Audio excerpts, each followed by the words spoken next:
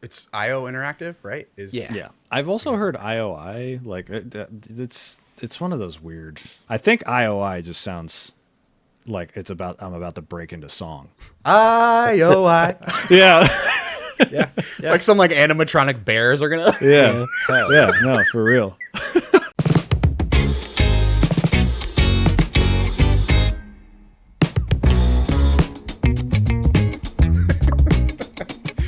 Welcome to the Content Mill, the show where four creators from four corners of the internet all get together to talk about what we are playing and what we are making. I'm your host, Gianni. With me, as always, are my three illustrious co-hosts. Farting. Already. There we go. We're farting. Who knows what we're doing? Let's get our sillies out. Let's get the juices going. Starting with the homie Nate, Heroic Headgear. How the hell are you doing today, buddy? I'm doing fantastic. This is a great start. We're off to a hot start, dude. It's been a minute since we recorded. It's been a minute. Little inside baseball. It's been like 3 weeks since we recorded a show. So, you know, it's going to take me a little bit, you know what I mean? But He's also back from vacation. He's got he's got a little glow. you know, I was kicking back in paradise. He's got those flushed cheeks. He's looking He's feeling good. Feeling good, man. Feeling good. Next, we have Phil, Mr. 70% complete. How are you doing today, Phil? Hello. I'm doing fine. Thank you very much. I'm glad to hear that. He's so formal. No sore throat. No, No, that's someone else in the family. So far. Uh-oh. Yeah. No, well, we'll be fine. Well, we're making it out alive. Heck yeah. Last, but certainly not least, we have Eric, a.k.a. Mr. The Human, a.k.a. Mr. The Human Plays. Eric, how you doing today, bud? I'm good. I shaved like 3 pounds of beard off. That was cool. I'm feeling a little lighter. It's feeling looking lighter. clean. Looking clean. Thank you. Yeah, It was dude. a little out of control. We're here. Got our ready to pick our futures. You know? Absolutely. We're talking about the future So today. much more stressful. I know, right? Ugh. Well, Eric, you are looking mighty aerodynamic. I'm happy for your beard shave. Good for you, man. And my windbreaker too. Yeah. Yeah. Yes. It's looking good. Yes. You look like you're about to go run some laps. Yeah. Fellas, today we have a very special episode. We finally made it out the group chat. The fantasy draft that we have been talking about for like 2 months is finally happening today. We are drafting what's next. It's our first ever Content Mill draft, fantasy critic draft. I'm so excited for today. But before we get into that, we have a little bit of run of the mill housekeeping. First, starting with our first episode of 2026 just dropped. And with us, we have the homie Cognitive Clips talking all things Metroid Prime. It was our first time playing Metroid Prime. So if you haven't already, check out our first episode for 2026, talking all things Metroid. Did we love it? Did we hate it? I'll never tell you. We're going to have to go watch that episode. I Did we thought it talk was for two- fantastic. Nate loved Did we- it, dude. Did we talk for 2 hours? We did indeed. Did we try to sign off 3 times? We also did that as well. We were like, wait, one more thing. Yeah. It was a fun time. Make sure you go check out our first episode of 2026, talking all things Metroid Prime. But that's our only content so far for the year. But we got a lot of fun content planned for the rest of the year, including the homie Nate, Heroic Headgear, and the Heroic Homies. Got a little fun event planned by the time that this is going to be dropping first week of February. But in the second week of February, the TCM boys, we're showing up for a nice little event that you got planned, Nate. Can you tell us about that event you got going on? Yeah, February 11th. Bring your climbing gear because we got, I think, 14 confirmed creators from our circles and expanded circles. Everyone knows someone that's going to be there. And we're doing a little team race. So there's going to be some kind of funny best friends, some Dido crew members, of course, the Content Mill, breaking up into teams, and it'll be the first to each peak. I've got a mod installed that's host only, so everyone just has to join up. I'm trying to make it as seamless as possible, and I'm hoping for a good time. It's going to be a good turnout. Super excited for that. It's going to be my first time playing Peak. So I don't know how well the team's going to perform here, Nate, but I'm hoping for the best. A couple practice rounds wouldn't hurt. We'll get some practice in. We'll get some practice in. We'll play a little bit. I got some secret weapons that'll be in my chat. It's all good. Yeah. Oh yeah. Yeah, there we go. There we go. I'm very excited for that, Nate. That's going to be a really exciting event. I know you're putting a lot of hard work into that, so I think we're going to have a really fun time. So thank you for putting that together. But that's not today. We're not talking about that right now. We're talking about the Fantasy Critic Draft. We have been putting this event together for the last couple months, trying to get this done. We've worked through sicknesses. We've worked through vacations. We've worked through snowpocalypses. But we are here to draft our games for 2026. We're going to run through the rules of how this worked. If you haven't seen a Fantasy Critic Draft already, the way that a Fantasy Critic Draft works for video games is the four of us all put our heads together. We created our dream publishers. And what we're going to be doing is we're going to be picking 5 games each with some rules, and we'll go over some of those rules. And the way that it works is all of the games that we pick up today and during the year of 2026 are all going to be hopefully ranked on OpenCritic. And with those rankings, we're each going to build different point spreads, and whoever gets the most points at the end of the year wins the Fantasy Critic Draft. So I'm really, really excited about the way that this is going to work. And essentially what we're going to do today is we're each going to pick up 5 games. Each of us are going to go round table in a snake draft, right? So the person on the end of each line is going to go twice. And we're each going to pick up 5 games in round table order. And then at the end, we're also going to do a counter pick where each of us is going to pick one of the other one's games that we don't think is going to perform to see if we can also get some additional points out the way.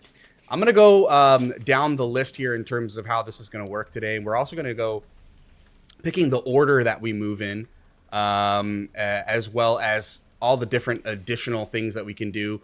If you've never done a draft before, we're going to be able to pick up 5 additional games throughout the year. So on top of the 5 that we're picking up today, we're each going to be able to bid on games throughout the year. 5 additional titles. So by the end of 2026, in theory, we'll each have 10 titles that are going towards our point spread.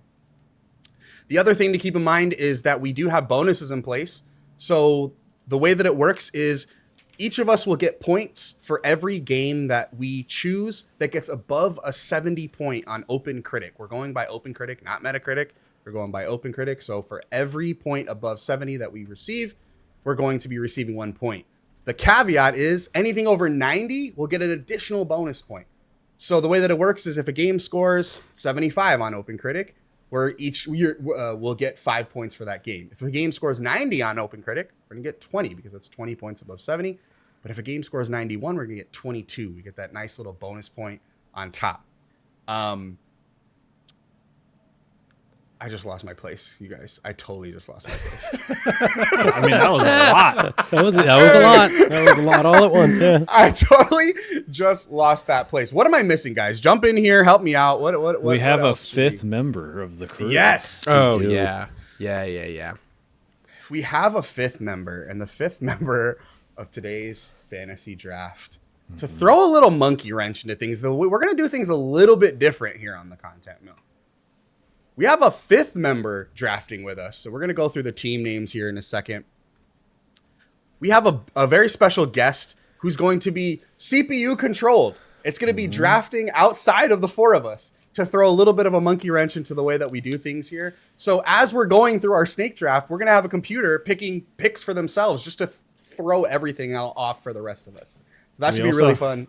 We have to decide what happens if that thing wins, by the way. Yeah. Oh no. What punishment. Oh my God. Yeah. What Yeah. happens if the thing wins, dude? I didn't even think of that. That was the whole reason I proposed this, to have a rando Calrissian in the group. You know, we got to have a punishment. You got to have a punishment. There's gotta be I'm sure when we stakes. catch up in the middle of the year, we'll figure that out because I'm curious to know how the CPU performs here. Probably What better else? than me. Am I missing any other things here? Let's talk about what's allowed in the draft, right? We have the way that Fantasy Critic works is they have some allowed tags, they have some ban tags.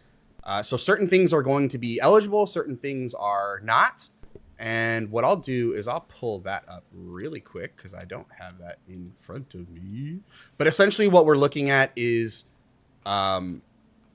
Things that are going to be eligible for drafting are going to be things like brand new games, obviously, new gaming franchises, games that are planned for early access, and a little different than some other folks do it, games that are currently in early access, as long as they don't have a score on OpenCritic. So that's the important thing to keep in mind here, is that games cannot have scores on OpenCritic.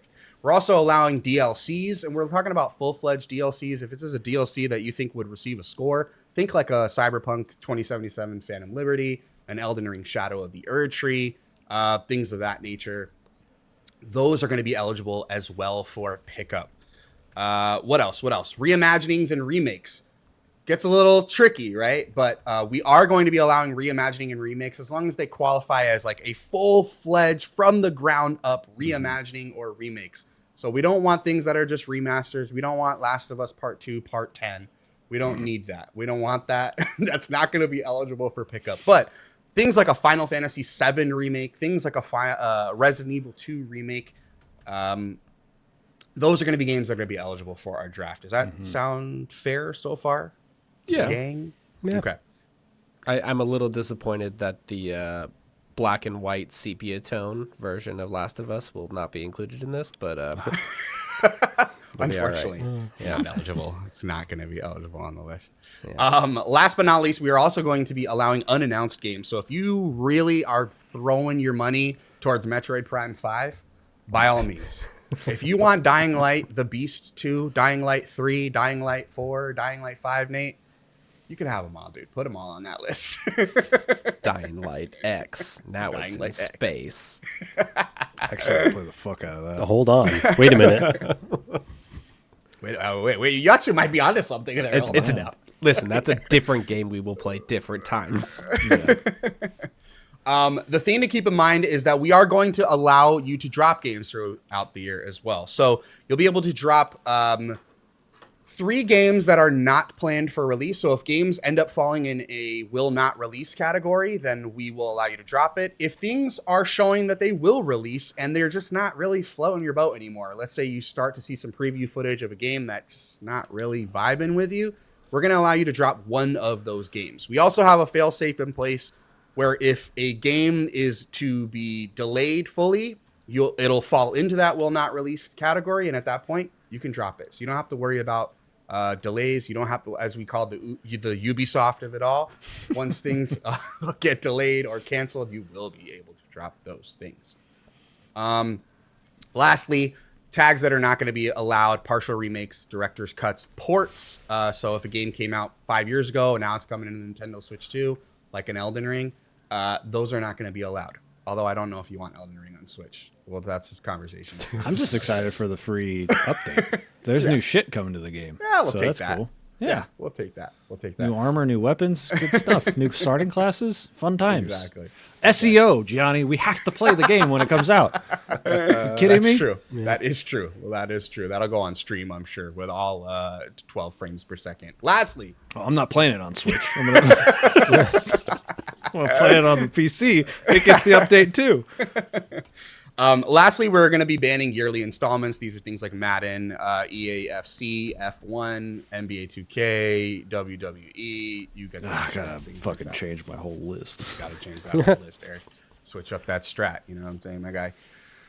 So, to kick things off, we are going to be determining the order that we are all going to be running the ship in. All right, this is going to shape. This will shape everything. This will change everything. Yeah, the hierarchy of power. I knew it. I heard it before you said it. Yeah, I knew you were going to do that. All right, so what I'm going to do is I am going to share my screen with you guys, and I'm using a very. The Circleback King is sharing his screen. We're gonna share. The Circleback King is sharing his screen. We're gonna touch bases. You know what I mean? That's using annual release. We can't do that one, actually. Yes, that's right. Yeah. Here's the deal. I'm using a pretty high-tech tool here to choose the names. So the guys in IT, they've been testing this. Mm-hmm. Let me make sure. Let me pull it up here. Yep. Okay. Oh, there it is. There it is. Oh, there it is. And that's wheelofnames.com. It's a very high-tech tool here. Very familiar with this. Yes. This is where all my challenges are for Uma. Yeah. I don't know what you're really saying about me being the same color as Hal 9000, but No, that's accurate. that seems about right. Yeah. That's you know right. what? Fine. You got me. HAL 9000 is going to be our CPU for today, and that is going to be who's is going to be fucking this up for all of us, and making this way more complicated than it So needs we to can be. basically, with Hal, we can have it so if he performs better than you, you get a punishment. If he performs better than all of us, group punishment. Then we Yeah. cancel the podcast.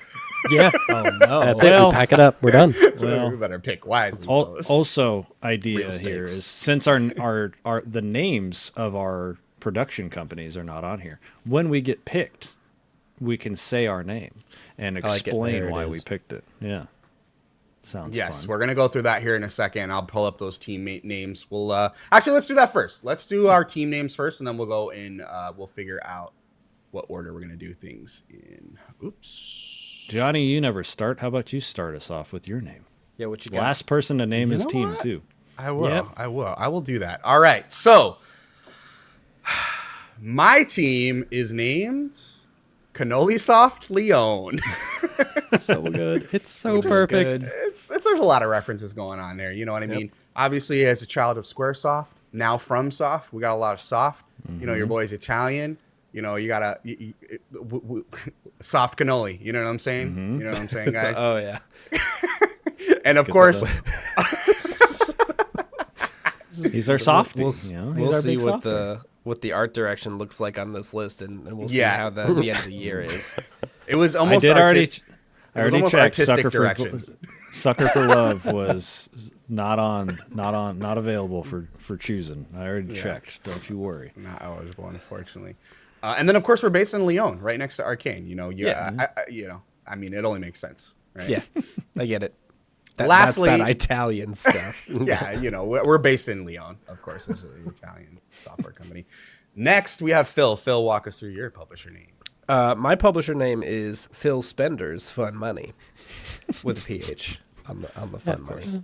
I share the name with an illustrious member, I would say, of gaming company owner people. Yeah. So I wanted to play off of him and all of his fun money that he tends to spend on things, and then you know, because I've never done this before and I typically forget all about this stuff, I will be picking games today, and then I will forget about it until the league closes. Much like my best friend Phil Spender, who spends lots of money and then just kind of lets it die. Yeah. So Sends it out to pasture. yeah. So we will be down 3% by the end of this year. Oof. That's my goal to you. Right. That's it. Powered by Copilot. There's a lot of Bump that money percentage. going on here. Bump that percentage up a little bit. Next, Eric, Mr. the Human, walk us through your publisher name. So, you know, it's not the most clever name in the world, but as life goes on and further into the AI hellscape, a production company called Human Production seems like a pretty good fucking idea.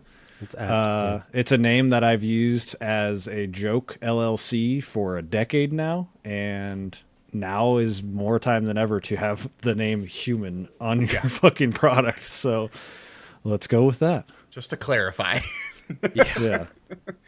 Yep. none of Eric's picks will be chosen by artificial intelligence. No, all human.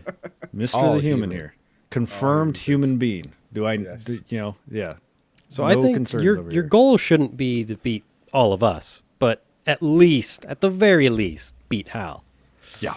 Gotta Yeah. get Hal, dude. That's the goal. Nate, walk us through your publisher. Obviously, Buckethead Productions LLC TM. It is trademarked. TM. Yeah. It is trade. The LLC is trademarked. Love that. Do you know who Buckethead is? No, I don't. That is a He's a very good webcomic character. What? Oh, yeah, no idea. no. That's just like a normal term for people to wear helmets in the cosplay Guys. community. Guys. Open You my eyes to already something. all have homework. Buckethead is a man who is a guitarist Oh, man. man. And he wears a KFC bucket on his head and shreds a mean guitar. He used to be the guitar player for Guns N' Roses. Guns N' Roses. After a bit, that is a musical performer, man. Okay. So Well, I can also recommend Buckethead of the Bucket Brigade from the Weekly Roll is a very good webcomic. that's fair. Let's check that out. Yeah. We've all got homework now. We've all Yeah, got we clearly. Yeah, Phil, you got trying to sign us homework. All right, and then last but not least, HAL 9000's publisher, who's going to be auto drafting is all your games are belong to us, because that's his end game. That's his deal. That's his end game, Dave. We should change once we decide what the punishment is. We should change his publisher to loser has to do this. Love that. Love that. All right, well, let's see what order we're going to go in today. Oh God.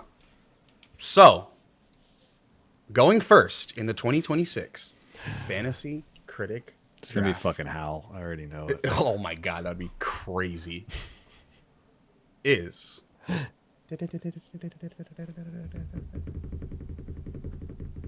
Nate. Oh, yeah. Nate. Buckethead. Thank Let's goodness. go. We have Nate going first. So Nate will be the first pick in our 2026 Fantasy Critic Draft.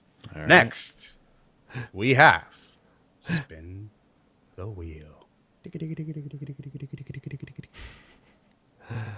Is Phil. Second. Phil is going second. Okay. We can work with that. Yay. Third is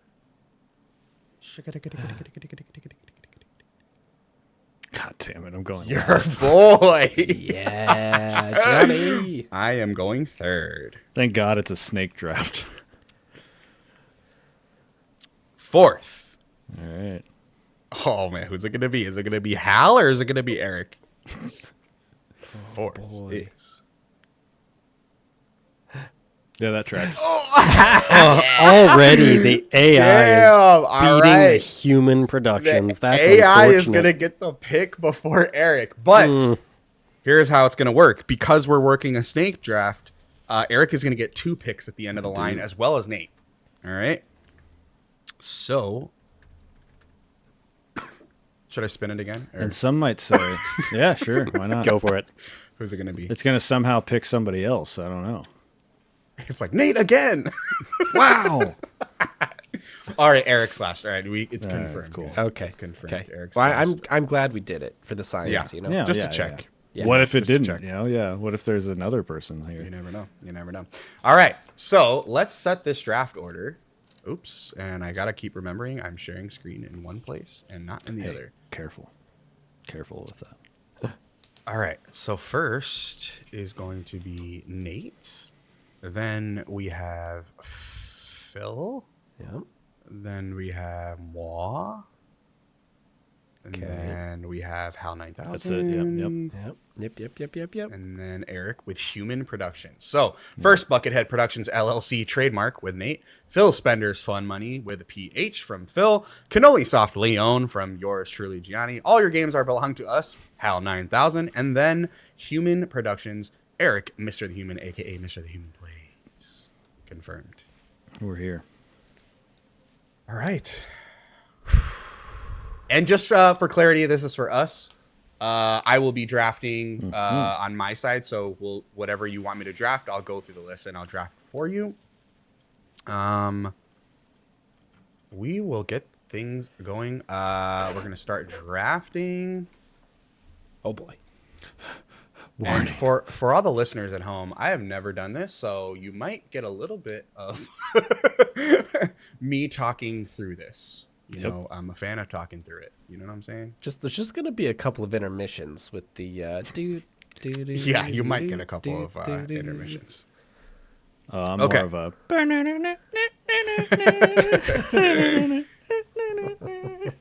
That's my intermission.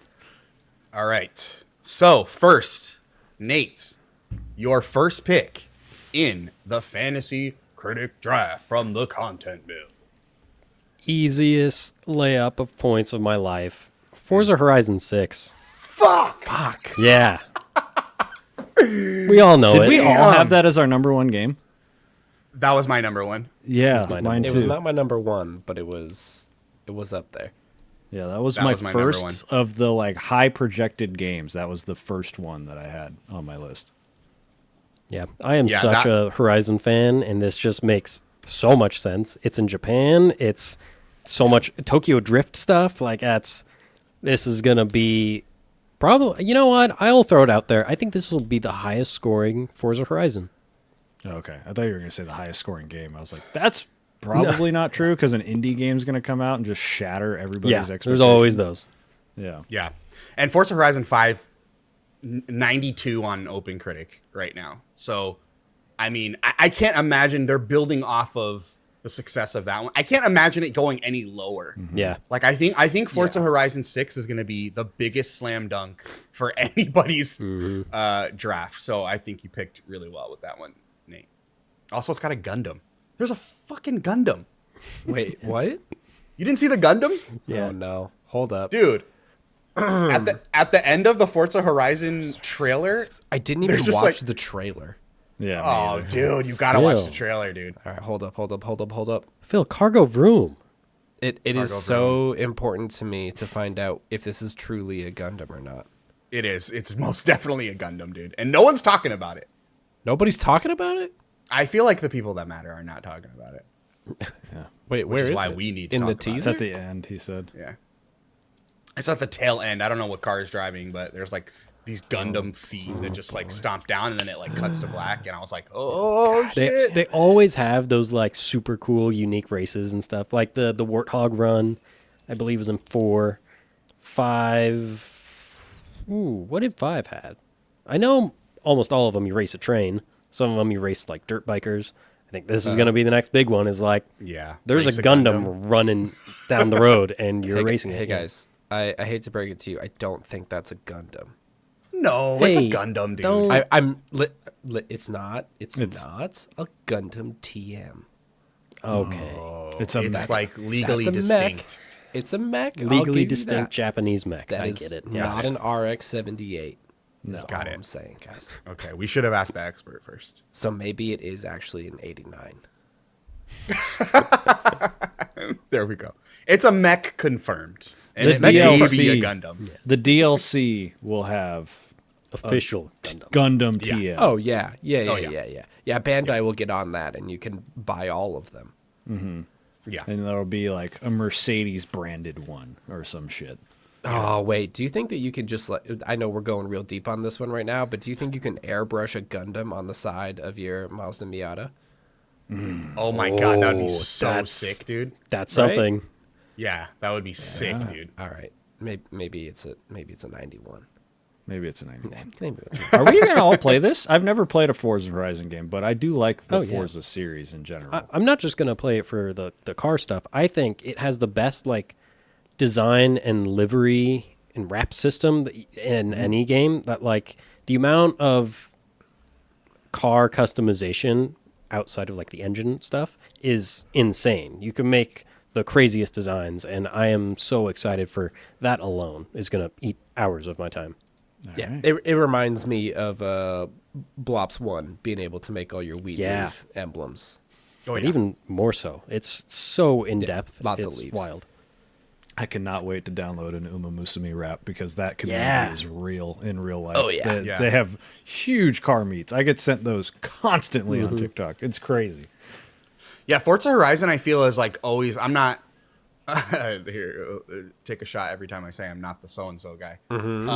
But like I don't play a lot of racing games. let me. But it's like Need for Speed Underground. Obviously, the child of the 90s and 2000s. Need for Speed Underground, and now I feel like Forza Horizon is also in that place. Those arcade burnout, those arcadey racing games. They totally do it for me. You know what I mean? It needs I to be can't an wait. arcadey. Yeah. Yeah, And it's got that and social setting Horizon down. Horizon has that kind of like middle ground between being arcadey and being a simulator, and I think that's why I really enjoy it. Guys, holy shit. I just realized that Phil predicted the future because this is now almost Forza Horizon Forbidden West with a mech in it. Oh shit, he did predict the future. Wait, dude. hold on. I just Hold on. realized. Don't give this to him. Y'all are surprised. Yeah. Wait a second. Wait he a second did it. now. He did He it. did do it. Better go back to that episode. See what else is in there. Yeah. Oh shit, he's a prophet. Yep. All right. That's my fun money. Let me. Okay, so we're gonna draft Forza Horizon. Forza Horizon 6. We're gonna add game, and Nate gets the first pick There we of the go. 2026 draft. Hell yeah. All right. Next, Phil. Phil Spender's fun money. I feel like I have to start on brand. There's two of them here that I'm not quite sure about, but I'm sorry, Gianni. I'm going to be taking Fable, please. Ooh. That Okay. was number 3 on mine. Okay. Fable. Walk me through that. I'm a little concerned that it's gonna be like a solid 85, but it's been a while since a Fable, and I'm real in my Fable mood, and they're showing a lot of the stuff I want to see. Like they've got the comedy. After that, the developer direct, the combat seems easy but pretty good and varied. I like the morality system. Like they're showing a lot of stuff that seems like they're going for a funny Witcher 3. And that's kind of what I'm hoping for. Yeah, I think with all the delays that Fable's experienced so far, I really think this is the year. Like I know there's still some trepidation about it actually releasing this year, but I feel like it's been delayed so frequently. Playground Games is like on fire right now. Yeah. I can't imagine that this. To your point, I don't think it's going to land in the 90s, but I think it's going to land healthy 80s. My only takeaway, negative, and I won't even call it a negative takeaway, is the combat that I saw in the developer direct looked good, but it didn't look like as crunchy as I wanted it to look. Sure. Like it looks good. It doesn't look like satisfying, if that makes sense. Yeah. Well, but you've also been playing the Souls games, so you're True. used to that different feeling lately. That's true. And I feel like the old Fable games, they didn't have that either. that's The true. combat is very, you slash through an enemy and it kind of just slashes through them. There isn't that heavy impact. I'm fully expecting, maybe this is a bit much, but I'm expecting basically Veilguard level of combat. Yeah. It was fine, and after a while it got a little tired, but I never got bored of it. And it's mostly just a way for me to run around and kick chickens and be called a rich twat by people in my town. Yeah. So That's what it's really about. that is what it's all about. That's what it's And then about. making them fall in love with you, man. Yeah. Buy their house, Yep. raise It's their doing- rent, then it's make doing- them love you. It's doing all the Fable things that I want from Fable. Yeah. You know what I mean? And that's why, like, with the combat, I'm like, I don't need the combat to be like S tier. Like I need it to be good, and that's pretty much it. Because what makes me want to play Fable is the morality system. I love the like buying real estate stuff. Like I love all that stuff. And now with like this really cool morality system that you're seeing, where it's not just like a black and white. It's people might hate you. You might do one action and that might be traditionally considered good. That you'll get two subsects of people that like you in different ways for that exact same action. Yeah. And I think that that's really, really neat. It's not just good and bad. There's all different tags that they're putting on the morality system, which I think is really neat. Yep. All right. So second pick, Fable from Phil. All right. So now Phil Spender. now it's on you, Gianni. Can you find another playground game? Yeah. Yeah. That's a great question. That's really funny point. The first Dude, two if they had that a I picked- third game in the mix, holy Yeah, shit. for real. All right. What am I going to pick first? I am going to pick can only softly own, is going to pick. I'm going to do it. I'm going to go safe for my first pick. I think safe. And I'm going to pick Resident Evil Requiem. Yeah. No, that is Okay. good. Yeah. I thought after no one picked that in the first two, I was like, it just has to get past Gianni, maybe. Yeah. But I think Hal would have picked it too. Yeah, the robot would have got that for sure. Yeah. Resident Evil Requiem was already prior to previews. And for those that don't know, today is January 29th when we're recording this, just for full transparency. Prior to all the early previews, Resident Evil Requiem was like already getting some, hey, this might be a step up from Village. Village was pretty divisive. People were already early impressions were already saying they were kind of doing the right things. A lot of previews have just dropped in the last 7 days that are even hotter. We've kind of seen how the Leon versus Grace campaigns are going to work, the action versus stealth stuff, all the new enemy subtypes. They're zombies, but they're not. They're doing all the right things. It feels like it's doing everything that people have wanted from Resident Evil for a really, really long time. So I think, again, is it going to be in the mid 90s? Probably not. But I'm going to give a hot take. I think this might cross the 90 mark. I don't think it's going to get much Really? higher than that. I I hope so. think Resident Evil Requiem is really going to perform. You get a lot of points for Leon Sex Kennedy there. So Yes. he's Yeah. at least worth 15 on his own. Easy, dude. It's Yeah. easy 15 points. Have dude. you seen him with his stubble now? Oh, And his hair?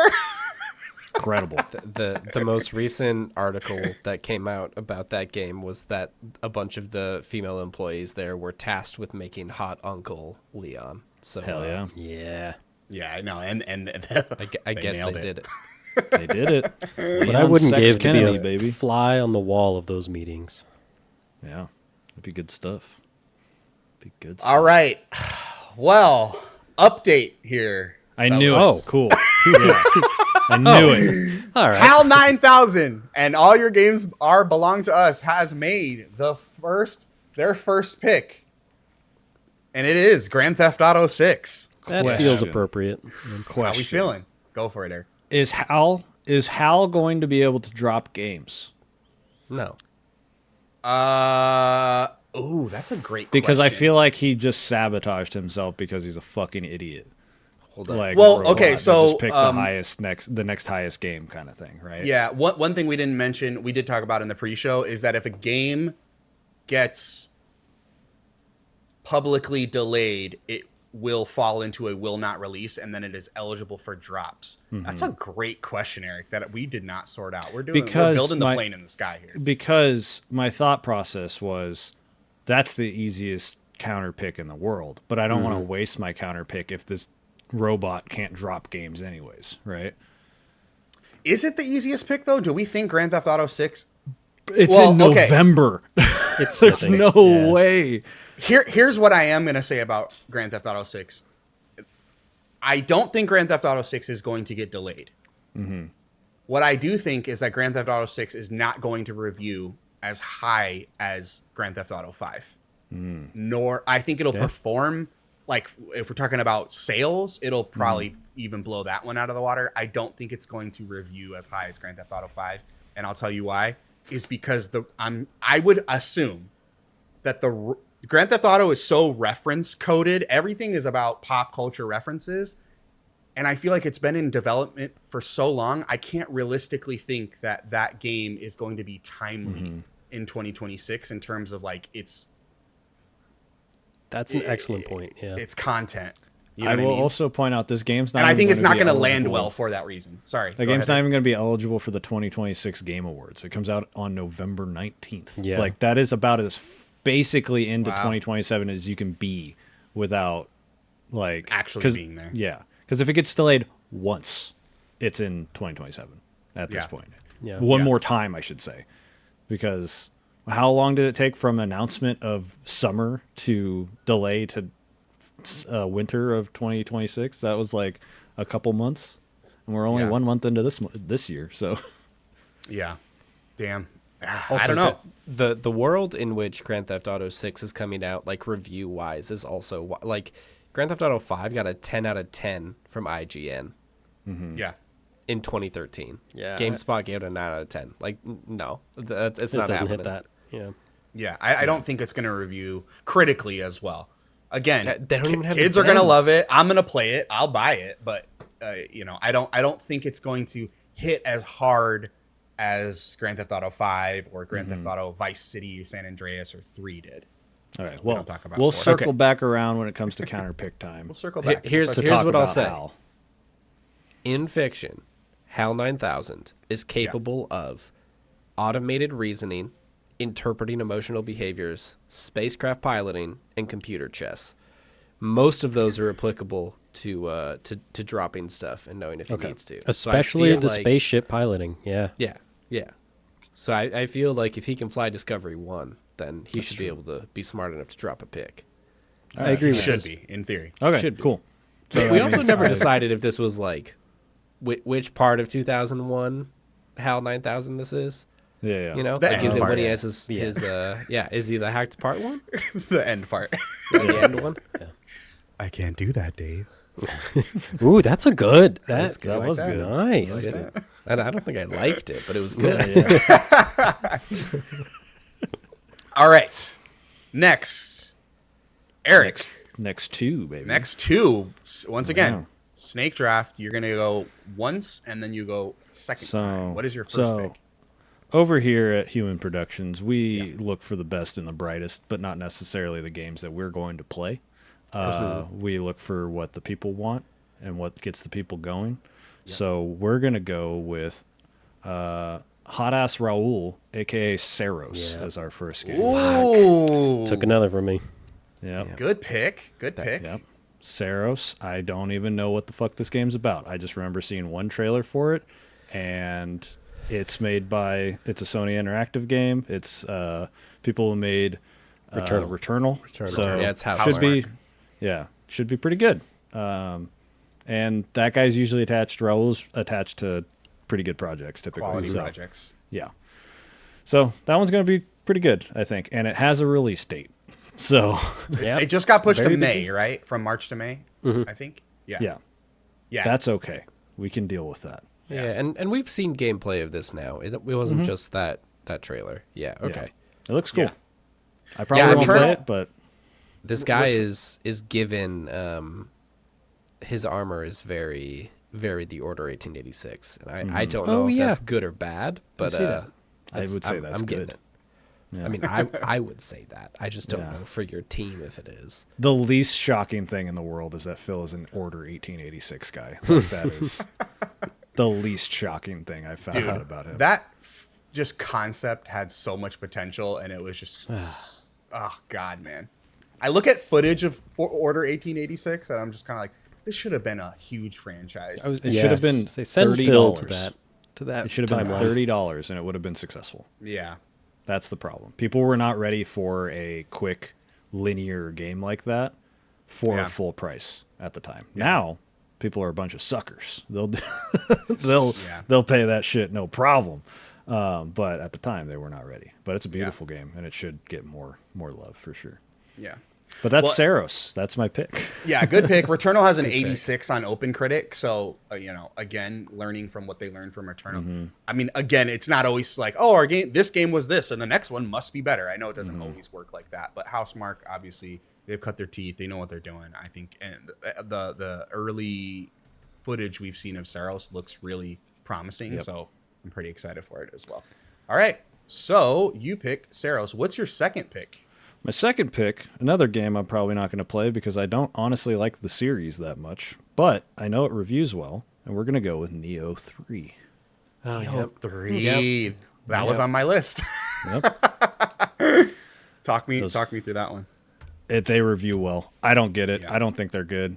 They've gotten to the. I thought the first one was like interesting because it's a Souls-like based on a real person, and now it's whatever the fuck it is. Like, but they review really well, and I'm playing to win. Like, Yeah. Yeah.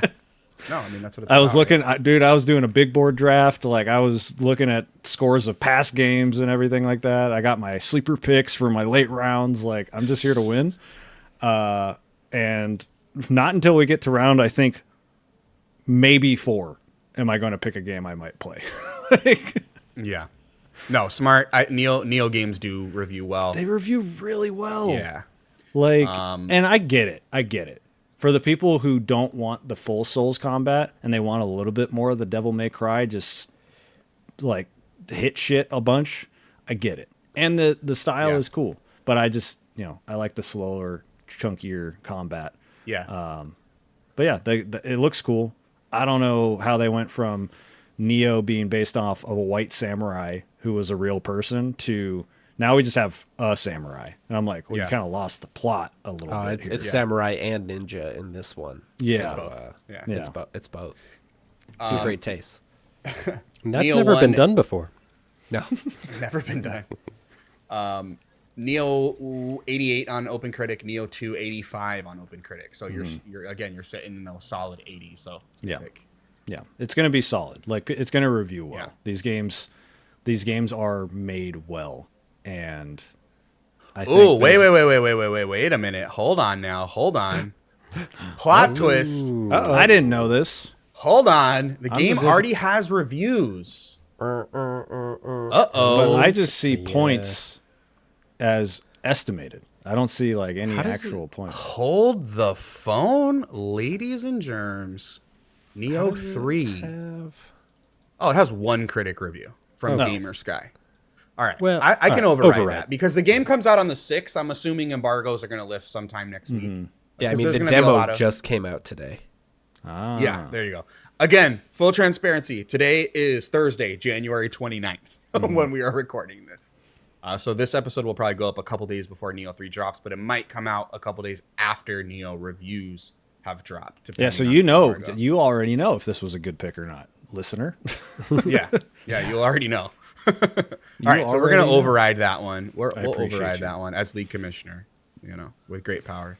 Let's see. Do you want to override? Yes. All right, I feel good about that. All right.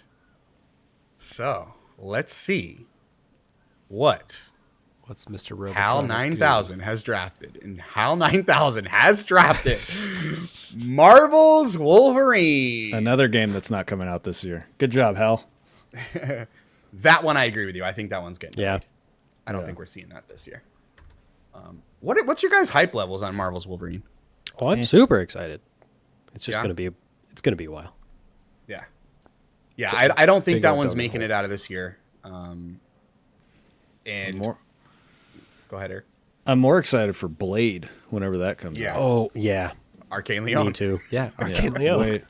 way more excited for that than Wolverine. Like, Yeah. I don't know. Like, it could be good, and if it is good, and there's a lot of cameos because Wolverine works best with like these brief interactions with other superheroes and supervillains. If it's got that, sure, I'll pick it up in a year after it comes out for $30. I'll be down. Like real excited. My thing with Insomniac is Insomniac makes great games, like Yes. great games. Funny enough, I played Spider-Man 2018 on launch and it did not click with me. But a lot of things that came out in 2018 just did not click for me for one reason or another. I was just so invested in my work at the time. So a lot of those games I actually ended up going back to.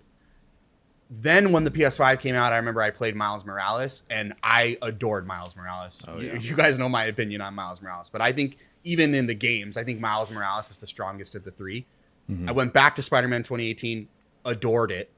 And then when Spider-Man 2 came out, I was like, this game is great. It is a great game. It is a solid 8 for me. Not a game I would play again. When I saw the Wolverine trailer, I do like obviously it's Wolverine. They're going more aggressive, more gory. They have to. It's Wolverine. I think it's going to be another solid 8. But on top of that, I don't think it's coming out this year. Yeah, I think your opinion on Spider-Man 2 seemed to be the consensus. Yeah. Like, Yeah. like, And it was- I'm glad I wasn't crazy for that one because that seemed to be. it didn't even like sniff most outlets like Game of the Year, whereas like Spider-Man 2018 was like multiple different podcasts I was listening to that were completely different vibes Yeah. like had it near the top, or it was the game of the year that year. Yeah. Yeah. All right. Well, good job, Hal 9000. I hope that works out for you. Next is going to be Cannoli Soft Leon. And I am going to be drafting. It's time, dude. I'm going for a heart pick that I think is also going to perform well. A heart pick. Interesting. In round 2. It's the game that I wanted to talk about on my most anticipated, but I decided not to give some love to other games. Uh-huh. But my true most anticipated game for 2026 and the game that I'm picking for my number 2 spot is Reanimal. Ah, okay, there it is. Okay. Again, heart pick, 100%. I know this about myself. I'm a big fan of Tarsier Studios. Love Little Nightmares 1 and 2. Did not love Little Nightmares 3 once it switched hands. Potential, just it wasn't great. I don't think they stuck the landing the way they should have. That being said, now that Tarsier is working on Reanimal, it's definitely a more grown-up version of the formula that I think put in place with Little Nightmares. And early previews have been really good. The early demos that I've seen have looked really positive. I don't think this is gonna obviously hit in the high or even mid 90s. It might not even hit 90, but I think this is gonna be another like a solid mid 80s. I think it's gonna perform low to mid 80s. I think it's gonna be guaranteed points, not a million points, but I think it's gonna be guaranteed points. I had a round 3 grade on this one. Yeah, I thought if it That's if it snuck to round 3, I was going to pick it up. I think it is a very solid pick. Yeah, I think I would have I can totally see this being a 3rd, 4th, or even 5th pick, but for me, I'm like, I want it to win so bad, and I think it's going to perform well. Everything I've seen from it looks really good, and I'm personally very invested in it, so that's why I was like, I want to make sure I give it its flowers and pick it for my 2nd round. I had it as my number 2, simply for the chance to take it. All right. All right. I love that. Okay. All right. So we are picking Reanimal. And next, we have Phil Spender's Fun Money. All right. Speaking of playing this to win, the game I'm picking is an expansion pack. And it either falls in the camp of it's going to come out this year or it's going to come out in 9 years as a brand new game that they spend several years just fun building. That's right, kids. I have selected Hollow Knight, Silk Song, Sea of Sorrow. I knew it. That was my next pick. All right. Talk us through that. I mean, obviously, the Silk Song last year just absolutely crushed. And I think that at this point, we've kind of like Silk Song was in general. Like, this expansion pack coming out is basically just Team Cherry's, like, 10 out of 10 to lose. And I think that they've built up such a good game that people really, really like, that just giving people more of that is just going to end up being exactly what everyone wanted. Yeah, it's a victory lap for them. Yep. At that point. That was next on my list, so I think that's a really good pick. Nice. Yeah.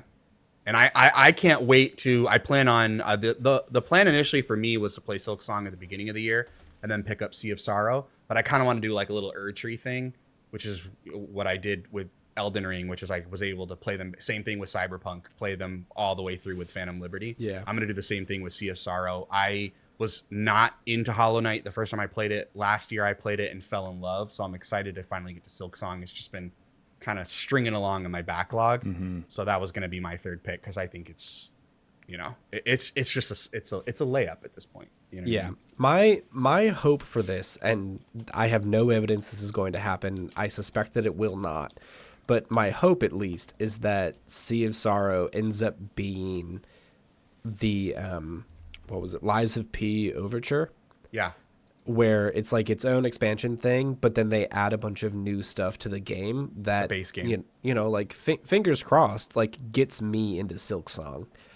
Like they added a bunch of stuff in Overture that makes the base game more enjoyable for people who don't want to smash their head against stuff. So I'm hopeful Because, like, you know, my go toy of last year was Blasphemous, and they did that. Like, their sea level stuff added new stuff that made that game more enjoyable and more fun to play. So, I mean, here's hoping. Yeah, absolutely. Good pick. Great pick. And then Hollow Knight, obviously 89 on Open Critics, Silksong with a 91. Yep. So adding another DLC to the mix. Yeah, that's a slam dunk, dude. It's a slam dunk. All right. Let me make sure I add that to your list. Next, we have Buckethead Productions. Nate, Snake Draft, my friend. So you get your first two-game pick here. What's your first pick? Hey, well, that puts me in a good spot though. I'm gonna go for a fun one first that I personally believe in, even without the multiplayer, and that's Halo Campaign Evolved. Love that. So walk us through that, Nate. This is what I was alluding to in the pre-show. Okay. Yeah, I mean it's Halo 1 that's going to be launching on PlayStation with modern graphics and controls. I think it's kind of an easy this is what Halo needs after what Infinite was. I love Infinite, but I know I'm in the minority. So I could see this doing really well and reviewing well, but I'm just hoping that the no multiplayer doesn't somehow bring it down. Yeah. Go for it. That's though. pretty crazy, actually. Yeah, that's the thing that I was like really on the fence with this one on is like, especially with Halo 1 and Halo 2, like those are multiplayer games to me. Like, you know, it's fun to just, you know, go circles in 343 Guilty Spark and all that stuff and shoot the flood in the same texture over and over again, and like maybe they'll do more with that, but like I'm there to shoot rockets at warthogs, and I'm curious what not having that in this game is going to end up doing to its critic score. I think a lot of it is going to ride on the cost, because Yes. my train of thought here is that the first game I got with my launch Xbox was the original Halo. You know what I mean? And I remember it was one of those game experiences where I was like, this is what games can do? This is crazy.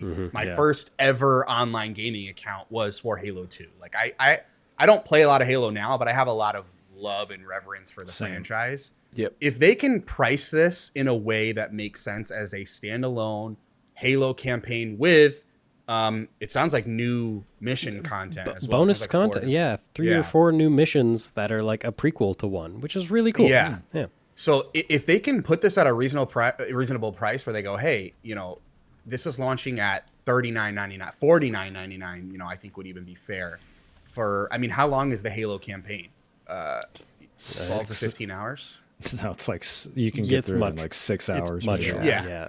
So because you got to think like this is an old ass game. Yeah. Like that when you don't have multiplayer in this, and they didn't just do the Master Chief Collection, is pretty fucking wild, to be honest.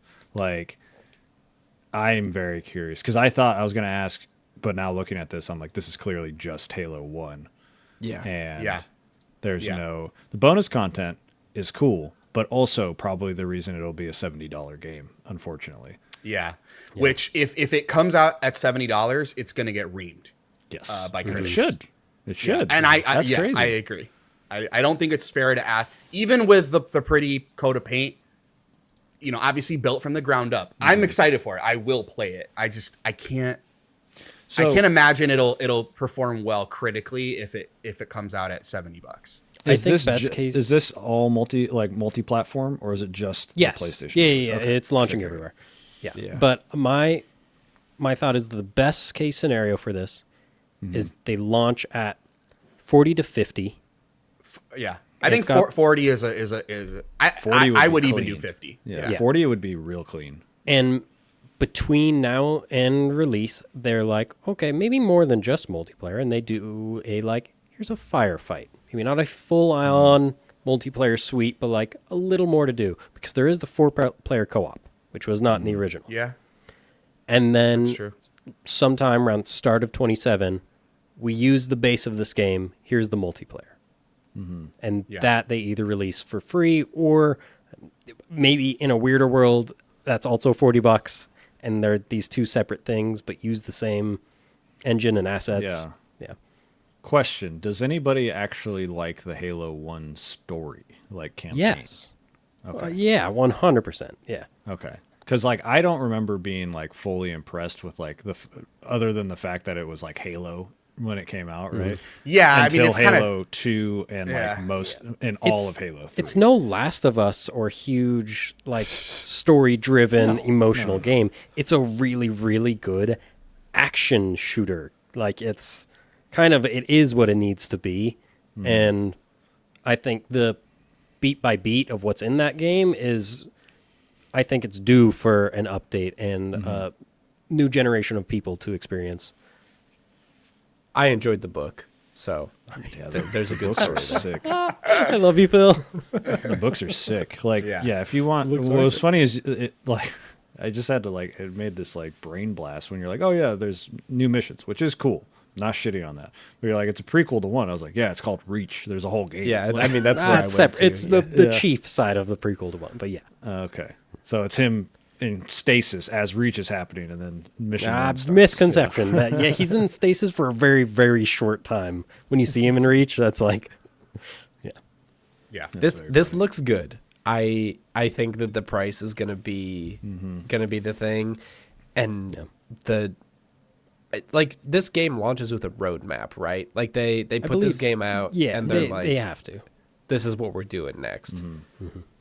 Very 'Cause also- interesting. yeah, Halo Studios not doing great if this is the only thing we're going to talk about right now. Yeah. the price point I think is the biggest thing because like I think I just bought the Master Chief Collection on Steam for $10. Yeah. Yeah. And that's everything. So Yeah. Gonna come down to price. I think it's a good pick if the price is right. That's really what it's gonna boil down to. All right, Nate, your second pick. My second pick, Or third pick, technically. third, Second of the snake. I'm between a few.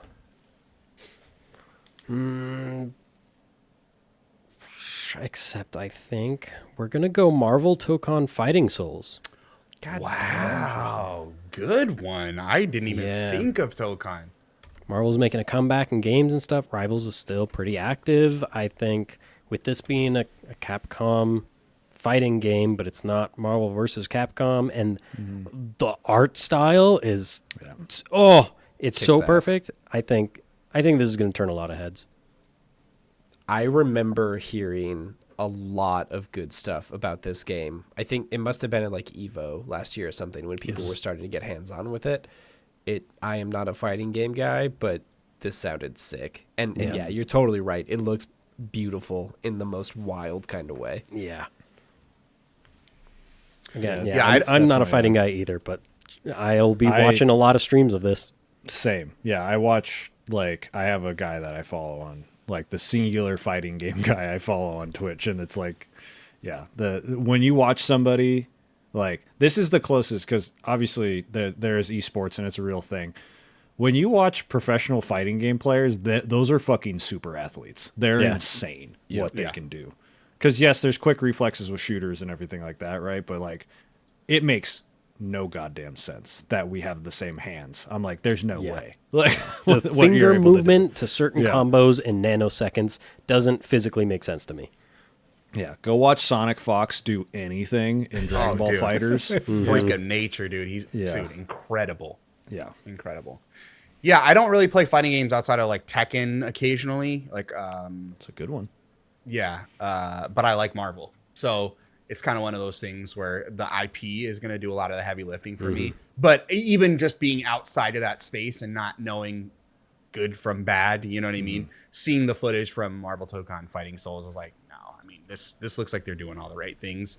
And this is coming from an outsider, obviously. But yeah, adding and then adding that kind of, you know, look and aesthetic with those Marvel characters seems very, very unique, and I think they're doing something special there.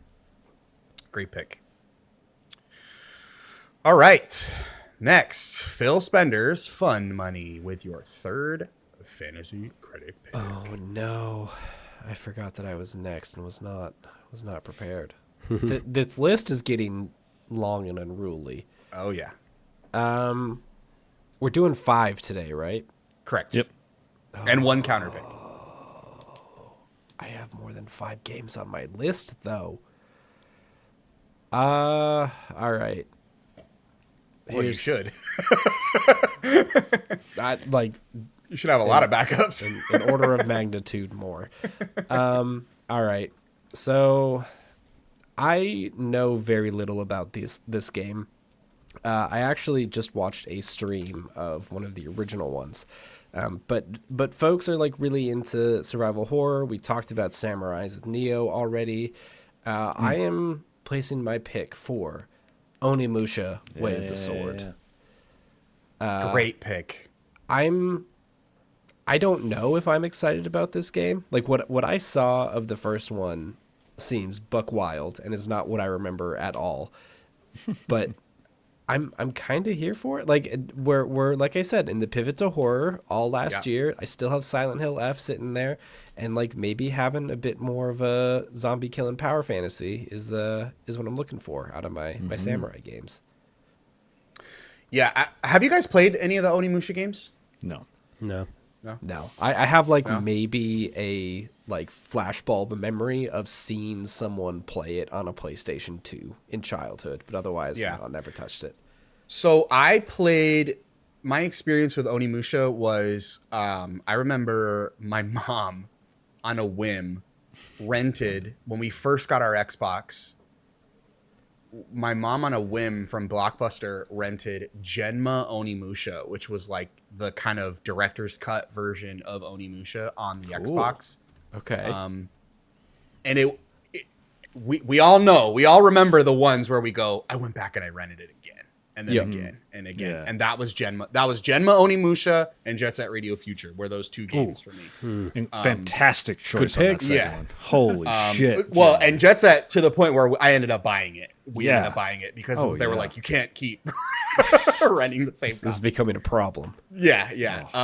fantastic. And then I enjoyed Genma Onimusha so much. I mean, I had to have been 12 or 13 that I ended up going to get Onimusha 2, I think, on PlayStation 2.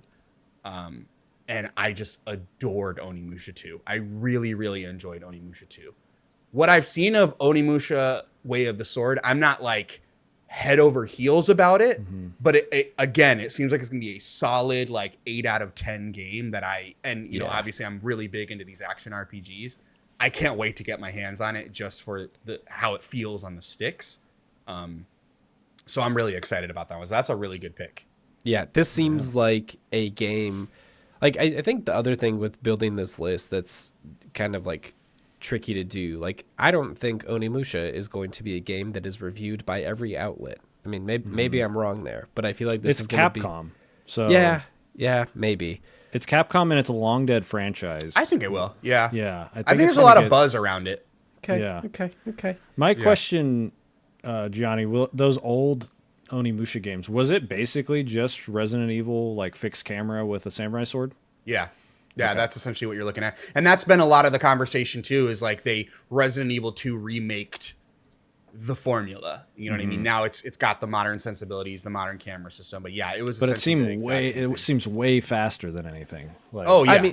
I mean, the Onimusha was like from the stuff that I've watched, it was not the like walk down the hallway, stop, aim your samurai sword, do a slash. Like it was a little bit speedier than that. It was quicker, but I mean, it was, from what I remember, I think it was fixed camera angles. It was, at yeah. least in definitely, Genma Onimusha, I specifically remember. Yeah. Yeah, but it was definitely more faster paced because you're dealing with melee combat. The early footage of Way of the Sword. yeah. They're clearly taking influences from modern action RPGs to create something that's a little more palatable for the Souls Renaissance that, no pun intended, it's Onimusha. But like There's Souls a lot of cutting Renaissance that dudes was- in half. Yeah. Yeah, I'm very curious about it because another thing is just I think Capcom has a singular blemish in the last 10 years, which was that weird like robot dinosaur fighter like shooter game that they came out with that I can't even Oh my remember the name of. god, I forgot about that. Yeah. Right. Yeah. But everything else they've done has been like almost bulletproof. So Yeah. like that's a good pick. Yeah. Yeah, that Capcom has been on a fucking tear since forever at this point. Capcom has been on a tear, God damn it! Are you gonna do it? Eric. Are you doing it, Gianni? Capcom has been on a tear. He's doing it. no. All right. Which is why Yeah. Okay. I am choosing for my third pick something that I did not expect I was going to pick, and that is Prif. a little game called Prif. My keyboard stopped Pragmata. working. Pragmata. Pragmata, with all caps on the yeah. back half. I'm going to be choosing Pragmata. Here's what I'm going to tell you about Pragmata. I was not sold on Pragmata when I first saw the trailers. I didn't like the cutesy little, we swear it's coming. I didn't like that. I thought it was, considering all the cancellations and delays, it felt a little like tone deaf. Yeah. The previews that I've been hearing about this game, and I have yet to even put hands on the demo because I know there was a public demo or is still a public demo, have been nothing but glowing, and it's everybody going like, yo, this is actually something really special that we were not expecting. I'm very much I like getting hands on the full release. I really don't do demos. I like getting that 1.0 in my hands for things that like, because to me it speaks to like what am I truly excited about.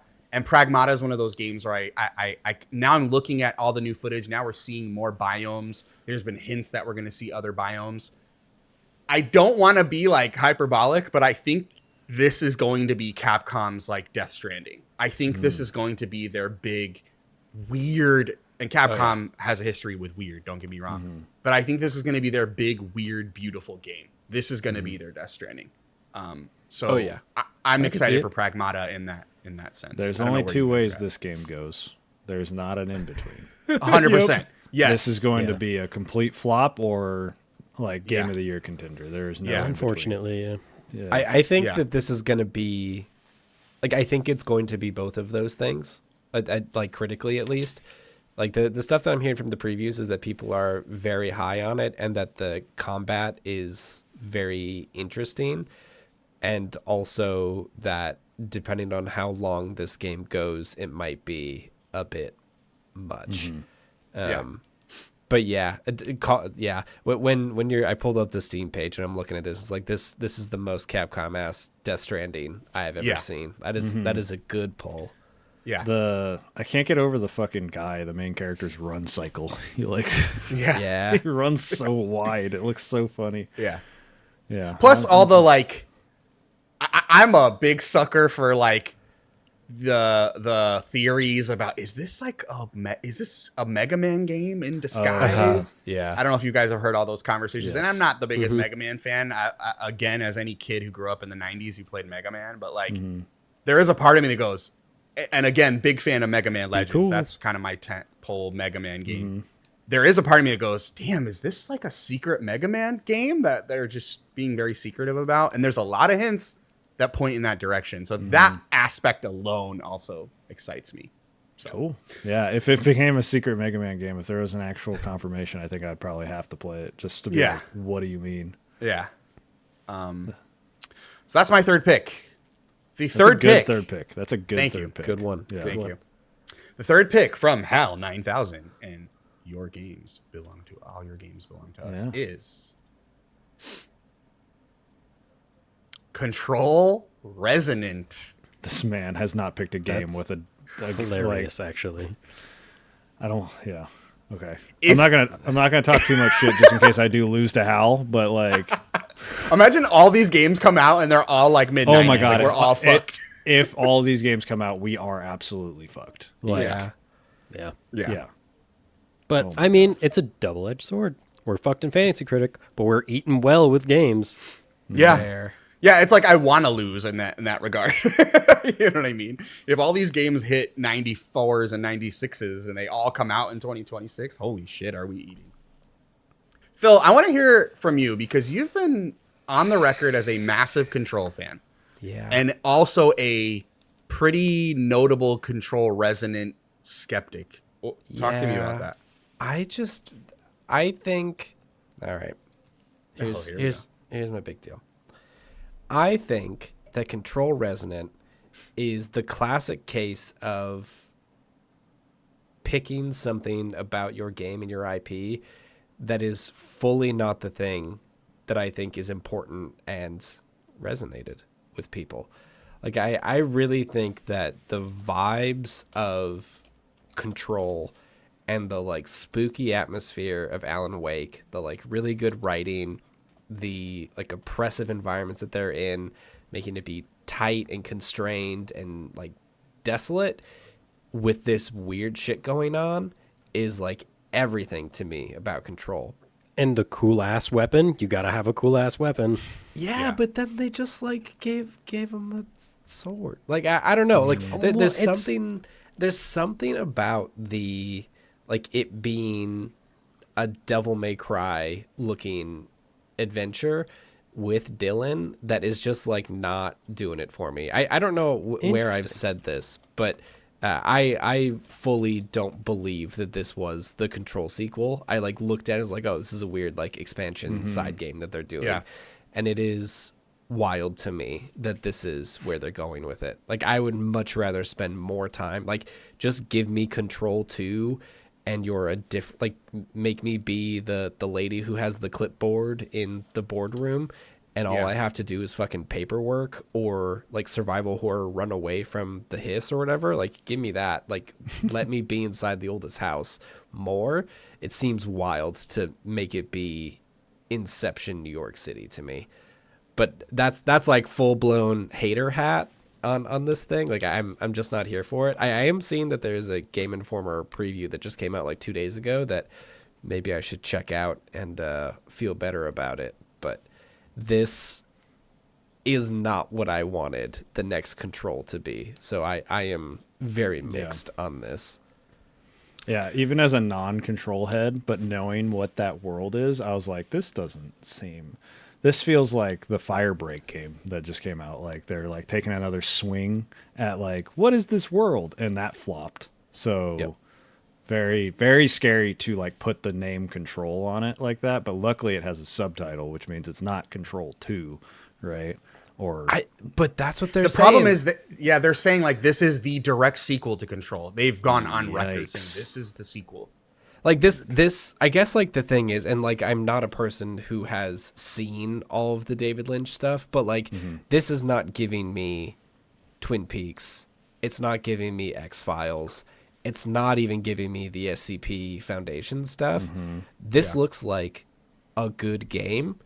It just does not look like a good Control game. And that's kind of the thing where I'm like pushing up against it. That is exactly where I'm at, where I saw that trailer and I was like, fuck yeah, this looks awesome. But it doesn't look like my Control. You know what I mean? So it was one of those, I was torn because I'm like, I can't wait to play this game. But I know I'm gonna. There's gonna be that little voice in the back of my head that's going, yeah, but remember that one? Remember in Control? So I'm torn because I'm very excited for it. And one thing I will give it is, I like when games take the formula and move it to a new setting. I like the brighter look. I do like but I think there was a way to do that kept the same feel of Control, and it feels like a completely different game. It looks wow, this is the harshest thing I can say about this game. It looks kind of like Stellar Bladified to me. Yeah. Yes. Yeah. And that's mean, but it does kind of feel that way. Yeah. I think the only thing that I'm holding out on is I don't think we've seen everything. I think they want to. I think if Remedy, I think maybe what Remedy wanted to do is come out the gate with something wildly different, something to get people talking. I feel like we're still gonna get those bits and pieces of Control, but I don't think we're gonna get back to Control proper. You know, what we know and love of Control in its entirety. I think we're gonna get breadcrumbs of it. I think there's more for them to show, but we'll see. I think it's going to be a good game. I just don't think it's going to be the game we're looking for. Samesies. Are you hype on this, Nate? Yes, I'm actually very in on this. But I've actually been thinking about this a lot, that I don't think we see another game that is Alan Wake 2 or Control style until a next thing that is under a new name, where they bring in the A new Quantum Break, they franchise. really do a bigger melding of all of these worlds. And whatever the next control is, it's not going to be a control number. It's going to be control different subtitle, and it's also going to be very different. And yeah, I up in the air, but I don't think we get a Alan Wake 3. I think they're going to start to meld stuff and go in a singular direction I mean, they are with like melded these together side things, but pretty well together, right? Like the FBC is in Alan Wake 2. Like there's an entire DLC that is like I hear what you're saying. I want to have like I guess what I don't want is I don't want to see the board in an Alan Wake game, but they're like Resonant is like building it out to like there's the board and then there's this other guy and like I want to see more of the things like the mysteries they've already told us instead of a expansion into more. But like do they if they do like Fargo, that's pretty good, I guess. So Yeah. Yeah, It's gonna be interesting. the at the end of the day, it's like I'm down for whatever Remedy's gonna. yes, absolutely. do. Yeah. You know what I mean? So if it's a new IP, I mean, who knows what it's gonna be. I do kind of tend to side with what you're saying though, Nate, as I think that after we clear out of Control Resonant and whatever else the projects they've got that haven't been announced, like I think we're gonna see a new IP that's gonna expand on. They're not even hiding the larger Remedy verse at this point. I think we're gonna see a new IP at this point. Yeah. Good pick, bad pick, Hal. We'll take it for whatever. Basically, that's how we can describe every pick Hal has done so far. Yeah, it could be either the best pick ever or the worst. Yeah. All right, Eric, Human Productions, your Yep. third and fourth pick. My third and fourth pick. My third pick is, if I was not picking, I'm going to put this in round 3 because I want it to get its love, because then I can put the next game in round 4. But I'm going to go ahead and bite the bullet and say Fire Emblem Fortune's Weave is going to That's be on my list. Yeah. Hoping for a summer release is my guess on this one. I think I didn't actually look up how Fire Emblem Engage did, but I don't think I it did can't- very well. I don't have Engage in front of me, but Three Houses hit an 89. Yeah, and Fire Emblem Engage was 81. So the issue is that, you know, they've already kind of alluded to this being related to Three Houses. That's the one that made Fire Emblem a bit like a pillar of Nintendo there for a little while. You know, it's a very loved franchise, and I think it was just like a little speed bump of Engage. And moving forward, I think this game, if it releases, which I think it will, Nintendo's pretty good about releasing, like announcing stuff and it releasing within a year. I think it'll do really well. I think it'll be a solid. This would have been my 4th round pick, to be fair. But since I get both, I wanted to, you know, give it that 3rd round money, Yeah. give it that 3rd round signing bonus. Make it feel good. Yeah. And also, it's like, this is the pick, so far, of the games I've picked, the only one I'm probably going to play. But yeah, great. I'm very excited for this. And I will devour this game when it comes out. Yeah, good pick. I've gone on record saying I remember I played the hell out of Three Houses on my brother's bachelor trip, and I never went back to it ever again. Not because I disliked it; it's just it didn't have that sticking power for me. But when I saw the trailer for Fortune's Weave, that Roman Empire look, it just always does it for me. It looks real good. Yeah. So that aesthetic is super speaking to me. You know, and again, going back to the hidden connections, I don't know anything about Fire Emblem lore, but there's everyone's in an uproar over the potential connections between Fortune's Weave and Three Houses, and I'm happy, they're happy. So that makes me excited. Yeah. Even if it has nothing to do with Three Houses directly, the fact that Sothis is in it clearly means that they're at least going to try to match the writing of Three Houses, which I think is the important bit that people are like, what the fuck is Engage? This is terrible. Yeah, get the quality on in Control, you know. Yes. And yeah, I think it'll do good. You know, this could land anywhere. This is definitely like a round 4 pick because it's like it could land anywhere between. I think it'll be at least an 80, and then it could push into the 90s if they like fully overcorrect right from Engage, because Three Houses was like just on the cusp of 90. So Yeah. but I think it'll be 80 to 85 probably is my guess. But going back to games I'll probably not play, at least not right now. We're gonna go ahead with another. Let's just keep grabbing the games from Japan, and go with Dragon Quest VII Reimagined. Nice. Yeah. Good. I didn't even Good think bet. of Dragon Quest. Yeah, Dragon Quest is on a hot streak right now. Their that'll get you some name, points. their name brand is real high right now. And this comes out soon.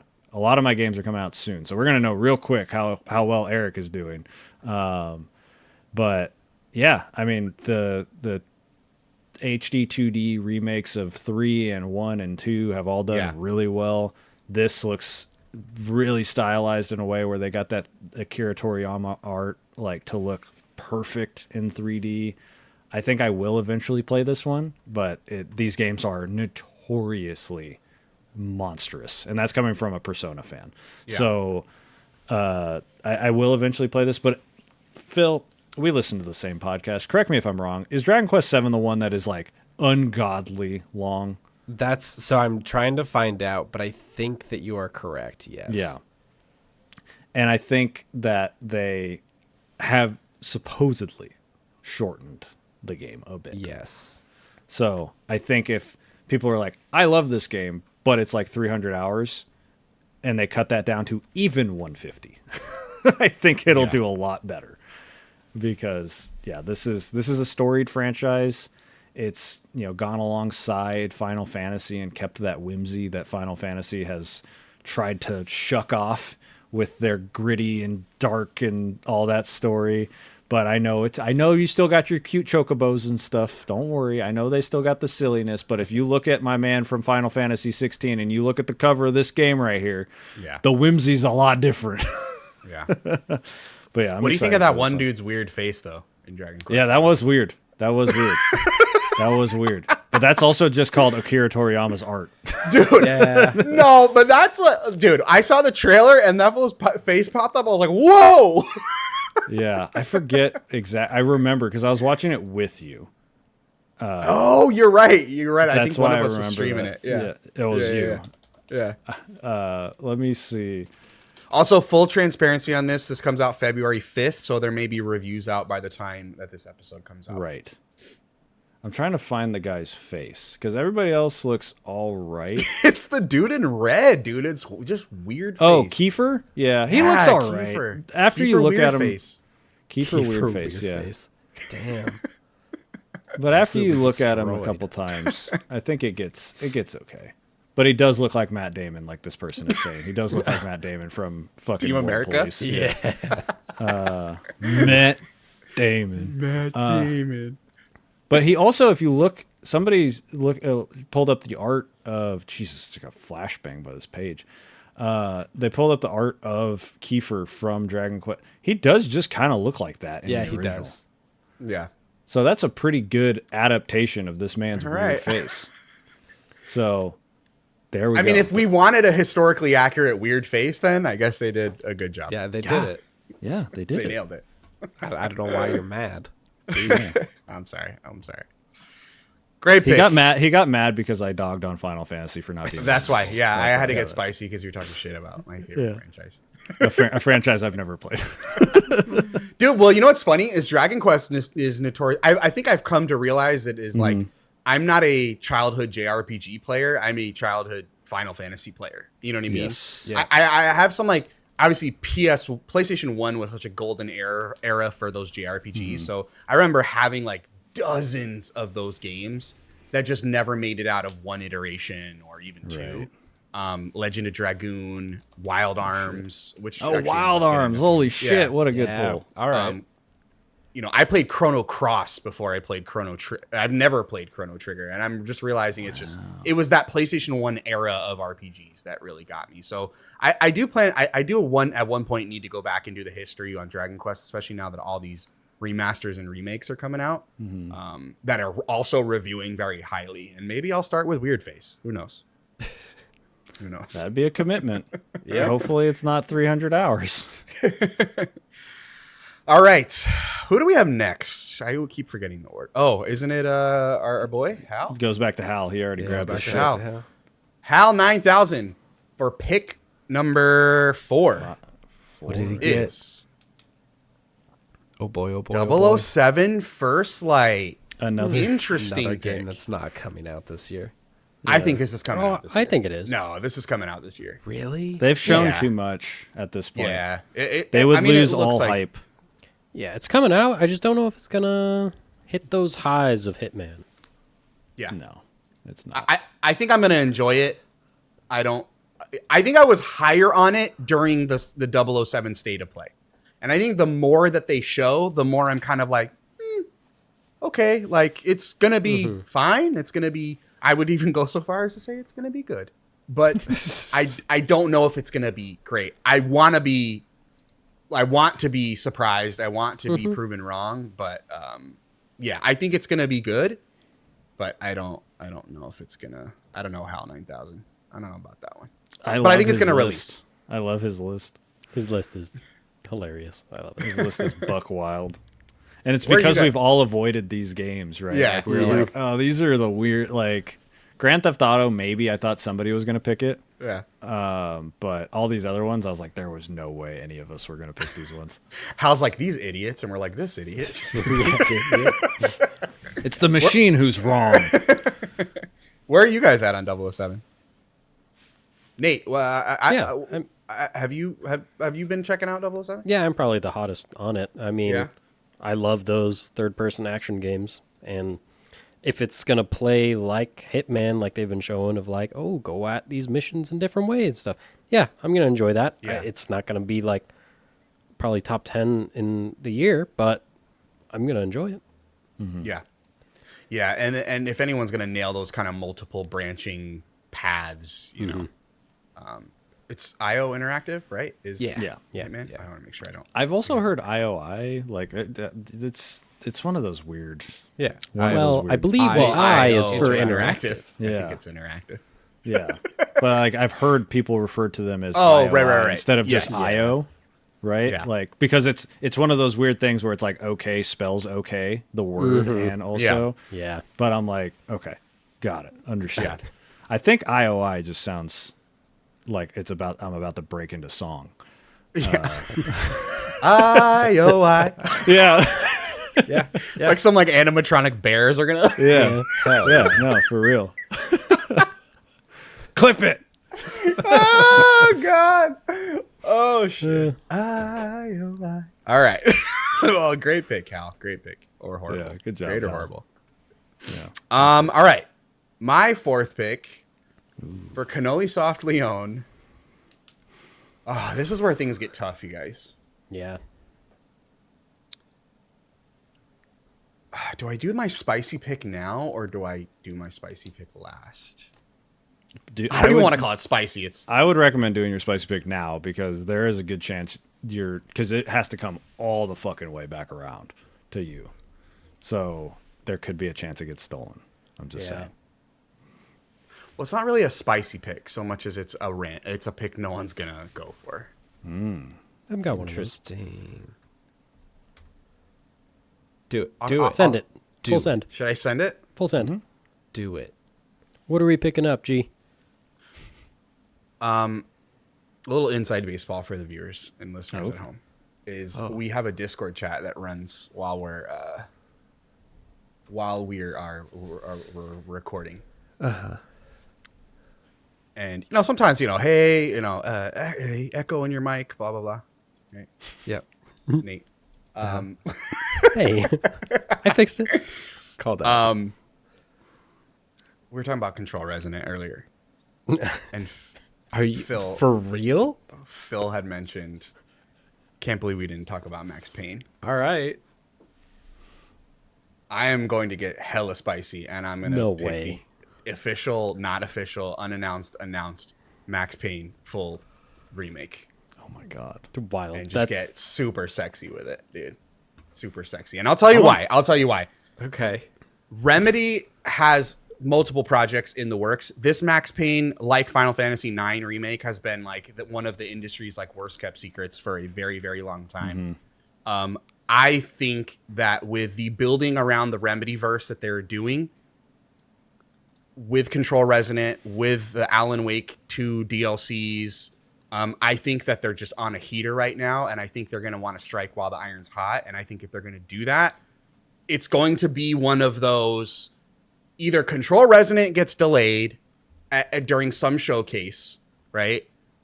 And then they go, and by the way, here's a peek at what we're also doing right now. And by the way, it's available right now, or it's available next month. I think we're going to get Max Payne as maybe not a ghost drop, but a very imminent drop during some type of showcase or direct of some sort this year. And I'm getting hella spicy, and I know it doesn't make sense, and I know it's a dumb pick, but I wanted something sexy for my list, so I'm picking the unannounced Max. It's not as dumb as Hal's list, so that's good. You know what? I'll take that. Yeah.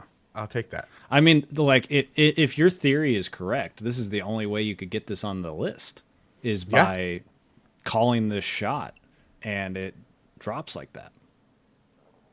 That's what I'm saying, dude. That's what I'm saying. Hype factor 0.9.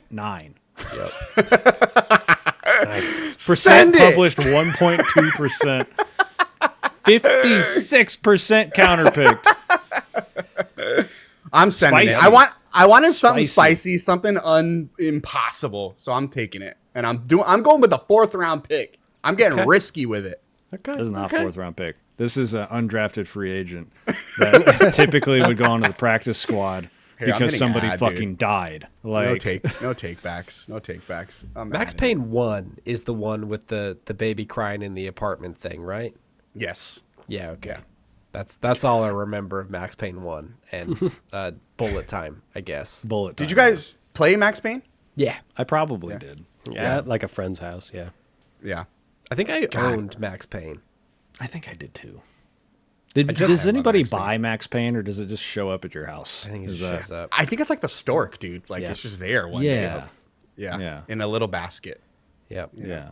Yeah, my memory of Max Payne 1 is the baby crying in the apartment and either no clipping through the apartment, or maybe this is part of the level, but I just remember there being a snowstorm and constantly plummeting to my death from the apartment window. And that's all I remember. I think the So I thing think it's that's going to be a good pick. I think the thing that's like Off been of that, lost yeah. over the over the years too is like the Max Payne games are like horror games. Yeah. Their heart, you know what I mean? And I think that's gonna work so well. There's a couple things that I'm really curious with is if we know there's a Max Payne 1 and 2 remake coming from Remedy. Are they going to somehow tie it into the greater Remedy verse? Because we got hints of that in Alan Wake 2 with the like it's not Max Payne, but it is kind of references. Yep. The other question is, we saw the unfortunate passing of the actor who played Max Payne. I think it was last year or the year before. How do they go about addressing that? Those are the two things that I'm really curious about. Yeah. This is a Those are spicy the things pick. Yeah. Left Get us spicy with it. left us speechless. All right, Phil Spender's Fun Money, your 4th round pick. Now I have too many games to pick from. There's too many fun things that I want to take. Remember, you're using these picks to lock them in, right? To know. guarantee that they're on your team. With your eclectic taste, there's a good chance that we don't even know what most of the games are on your list. I mean, that's so you true. can get them in a pickup. I'm just helping another glasses wearing man out right now. All right. My 4th round pick for the Fantasy Critic Draft that we're doing on January 29th. Oh, you put the glasses on. Okay. Put the Yeah. glasses on, 26. Nate. Put the glasses on. I'm choosing. I I'm choosing. Wait, okay, hold on. Get the wheel back up. Hold on. Do I pick a game Yes. That's the that I point. feel like you guys wouldn't think of, but is layup for points? Yes. That is Wait, the what's, correct wait, what's way to- option two? What's That's option the two? correct way to win. What are we talking about? Or try to, Because that's literally winning. That's literally strategy. yeah. But taking away one that I know that one of you is going to pick. If you have something that you think someone else is going to pick, I would do that first. Unless it's a game that's a spicy pick, right? Like Yeah, Max Payne 1 and 2 unannounced remake. All right. Okay. I'm picking Lego Batman Legacy of the Dark Knight. There we go. There he is. Yeah. It's right there. There it It's is. right there. I'm here okay, for the okay. points. Yeah. Oh, is that on That's screen? the one. Fuck, I'm that's not the even one looking at the guaranteed screen. points that Hal would have gotten if you didn't pick that. I guarantee Yeah, you. probably. Here's the thing. First thing, I don't know if Will Arnett is attached to this thing. I assume he is. But Lego Batman as a character kicks ass. It is like probably up there as one of my favorite Batman in all media, maybe. Phil, I am so sorry to break it to you. It's a new voice actor. I was gonna say it didn't great. sound like him during the trailer. It's not great. It's too late. I can't take it back. I haven't hit add yet. No, we're doing it. He turned full in his sending card. it? All right, turned in we're his full card. sending Let's it. do it. Mostly because these Lego games are always very good, and especially with like Skywalker Saga did in '82, which is like incredible.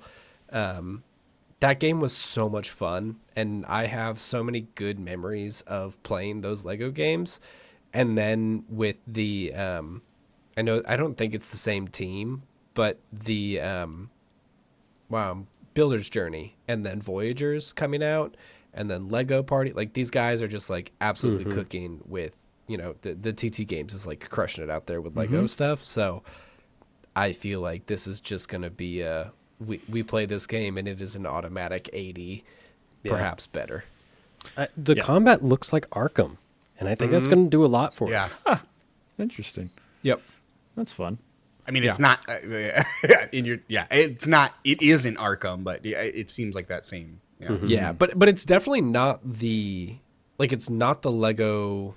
Like the classic feel. Yeah, where it's just like smash on square to hit It's more stuff. like the what's it called? The Skywalker Saga, like you said, right? Yeah. Like people were shocked that was a completely like full-fledged like game. It wasn't just like here's a skin of the Lego game with the scenery that you're familiar with from these movies or IP. It was like a full-on open world, like open zone game, which is crazy. So, and as has been proven, the zones in the Batman world are very cool to explore. So throw in Lego should be a good time. Oh yeah. Yeah. Good pick. Yeah, solid Great pick. pick. Next, we have Buckethead Productions, LLC, trademark, corporation, registered. These are my last two, correct? Yeah, you are going for your fourth and fifth pick. These are your final two picks. Starting off with a spicy one. I don't even 100% believe it's going to happen this year. Star Wars Jedi 3. Interesting. Third in the series. Let's say in a perfect world it does release this year. That's reviewing well. Wow, you got Unannounced. this hasn't even been talked about, Nate. I thought I got spicy. Yeah, for record, if you didn't hear me say this earlier, fucking the Max Payne game hype factor is 0.9. We're looking at a solid 0.4. I believe. I believe. The good thing to keep in mind is if these don't get, remember we still have that like TBA will not release rule, so we still have that as like a fail safe. But damn, that is. I thought mine was spicy. Nate. Where are you at on the Star Wars Jedi? I know you're obviously Nate. You're the resident Star Wars sicko. The Jedi series specifically? Where are you at? Oh, good. Yeah. Cal and Marin are two characters that have shot up to my maybe top 15, top 10 characters in all of Star Wars. I love those games. Those are my jam. Yeah. Yeah. No, I love I think, to be honest with you, I think the Star Wars Jedi games were like my light kind of like I wouldn't even say introduction because I had tried Souls-likes before that, but they were kind of my like, hey, they're doable. Yeah. Like, Yeah. you know, maybe we just put this kind of coat of paint on it. What about Eric, Phil? What about you guys? Have you played these before, Eric? No. Okay. You These haven't? don't strike me as you games for some No, reason. they're not. I'm not. It's weird. I have this like identity of like not playing like a lot of AAA games, right? But like I still play. I have the typical franchises that I touch base on. But yeah, this game was interesting. But when it was announced, I was like, I can't wait to watch a let's play of that for the story, so that I don't have to. And it's a good ass story. It's a really such a fucking good good story. It's Yeah. a very good story, very and that's all I wanted from it because I was more intrigued with the second game when they introduced a great sword equivalent of a lightsaber. Very cool Yeah. concept. Yep. But still I wasn't like keen on getting it. But I have nothing against these games. I think they're cool. I think that they exist is awesome. Yeah. Because Star Wars at its core needs to be somewhat of an adventure game. Oh Yeah. yeah. It just works best in that way. So It's my favorite Metroidvania. No, we I talked get about that. in our last episode. Yeah. Yeah. No, I loved Jedi 2 specifically. Like Jedi 1 was like a good linear experience for the most part. Like there's like some Metroidvania stuff, but the hub worlds in Yeah. Jedi 2 like really did it for me, and like how they did a really good job of doling out the powers to move around. And it wasn't just the, oh no, we took all of your stuff away and now you have to regain it. Like I think they did a good job with it. I was feeling the story in Jedi 2, and then the moment that they introduced the antagonist, I guess, I was like, oh, I see what you're doing here. I've seen the film Point Break before. They even named him Bodhi, guys. Like they flagged it from the beginning. Yeah, it's very funny. But like I love the toy aspect of this game. Like I am like a huge fashion game sicko. So every single time Yes. I Oh, yeah. would get new lightsaber parts, I would get new outfits. Like Yes. I would go back to base, I'd change it out, like put on the new look. I was the only person I know who did not play that game with like Dirtbag Cal. My guy simply never had a mustache or a So- like crazy mullet. Not Dirtbag Cal. You mean 50 Cal Kestis. Because it's you put on the mullet, the handlebar stash, Oh, yeah. and you do the gun stance. Oh yeah. That was definitely not me. Yeah. I was more of a man from a more refined time. Yes. No, I love those games. I am seeing that there is possibility that 2026 could be the year, because it is lining believe- up with the same amount of time gap between the other Interesting. games. So I mean, we'll see. I would love to see this. I don't know what it is, because I feel like the second game kind of left it in a weird place. Yeah. There's a lot of cool I mean, there's a directions pretty they could big. go. Yeah, that is it. Yeah, I mean, they're clearly there's a direction that they're going in. Yeah. Rather, there's a place that they landed that could go in many directions. Yes. They're clearly setting it up for more. You know what I mean? Yeah. Yeah. My just one prayer, if please Respawn and any of the writers hear me, don't kill him off so that he can show up later on in Yeah. live action. Please let that Or be in a live thing. action. Yeah. Yeah. They had to I do was- that on purpose, right? Like they knew. He's so young. Dude was going to show up. Yeah. Yeah. He's so young. Yeah. And I he's think so, it he's would be- basically Kyle Katarn, right? Like he's the equivalent of like little bit. He like fills a obviously couple of Kyle those roles. Katarn is a lot cooler. Let's be real, but there is that vibe of like this Jedi that basically came out of fucking nowhere. Yeah, right? came out of nowhere. And can doesn't also give a use shit a about gun. the Empire and like Yes. is openly. Yeah, Yeah, Kyle Katarn. By the way, fucking Disney, like, come the fuck on. Why do we not have a something. Carl Urban Kyle Katarn? Oh, that's really good. Oh, I love that. Yeah. It's a good pull. Stupid Oh, that damn. doesn't exist. Yeah. Star Wars, it's not hard. It is not hard. Yeah, sometimes it's really not. Well, new leadership. So who knows what the Yeah, Oh, so yeah. that, I have that, full trust so in that Dave was going to Filoni. be the thing I was going to say about this game, is that it either comes out this year, maybe next year, or this game never comes out. because EA doesn't exist. Oh, good anymore. point. Oh shit! Yeah, that's Yeah. a good point. That's a good Yeah. point. Do the Saudis like Star Wars? I mean, Well, They like We'll money, see. and unfortunately, if like EA's money. not going to make that money Yeah. very soon, then EA doesn't exist. anyways, Well, if it comes out, it's gonna be awesome. And to your point, Phil, I think that was like it's such a small thing, but like the lightsaber customization. Oh, yeah. It's just like the ultimate. I think you said like the toys, like it's like this action figure like fantasy of like I'm making the ultimate coolest Jedi, and they're gonna look exactly how I want them to look. Yeah. right. You know what I mean? That they did the fucking Anthem thing. They put Yeah. in all the different shaders and materials that you can change stuff up. Like that they gave you so many fun things to make, and Yeah. to know that I'm pretty sure every single piece of Cal's lightsaber that is in that game you can get at Galaxy's Edge. Like you can fucking Correct. make that lightsaber, Yeah. whichever one you wanted. Yeah. I think the guy that I watched the Let's Play of when he beat the game, he like went because he lived in Orange County, so he just went to Disneyland and was like, "Yeah, I bought the lightsaber." Fucking sick. I was like, "What a cool experience! What a money train that you can do with that." Yeah. gamers. Oh yeah, that is. Yeah, I have it. Wow, You got Cal's Oh, lightsaber. Yeah. look at you. Fuck Ready to yeah. go. Well, Nate, what is your fifth and final pick? Final. This one's pick. hard. I've been going back and forth between three. And since it is my last ones, I am going to talk it out. Because Pokemon Pokopia does kind of look like it could be a banger. Yeah. Okay. The That's cozy definitely on my gamers are list. looking for something new. I think melding that, like, it's Animal Crossing, but Pokemon, right? Yeah. Yeah. Yeah. I could see that doing really, really well. But then at the same time, ooh, this the mouse PI for hire is Yeah. personally a game I am going to play and Troy Baker. thoroughly enjoy. Yeah. No idea how it's going to review. Yeah. I feel you on that one. I've been interested in that game since I put in a request for it this time last year. So, Yeah. so I just don't. even I'm know on what- that queue hopefully- too. I want Yeah. to. I want to check it out, dude. I don't know, but it could do really well. It's got that unique stamp, right? Mm-hmm.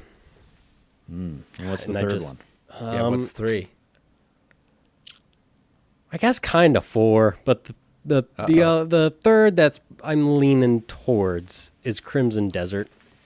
Yep. Okay. Yep. That does seem very ambitious, large, the third person action stuff, and kind of like I've seen other people describe it as like a fantasy GTA.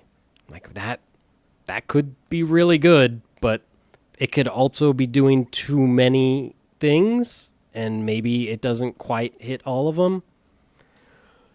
So I'm a little trepidatious about it, but it does, from what I've seen, it looks good.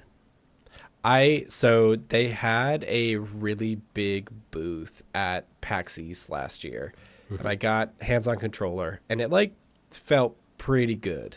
So it like seems like they have figured out some of the like character action stuff. I guess I don't know how connected this game is to Black Desert. Yeah, No it's longer. It's the Is same it not? studio.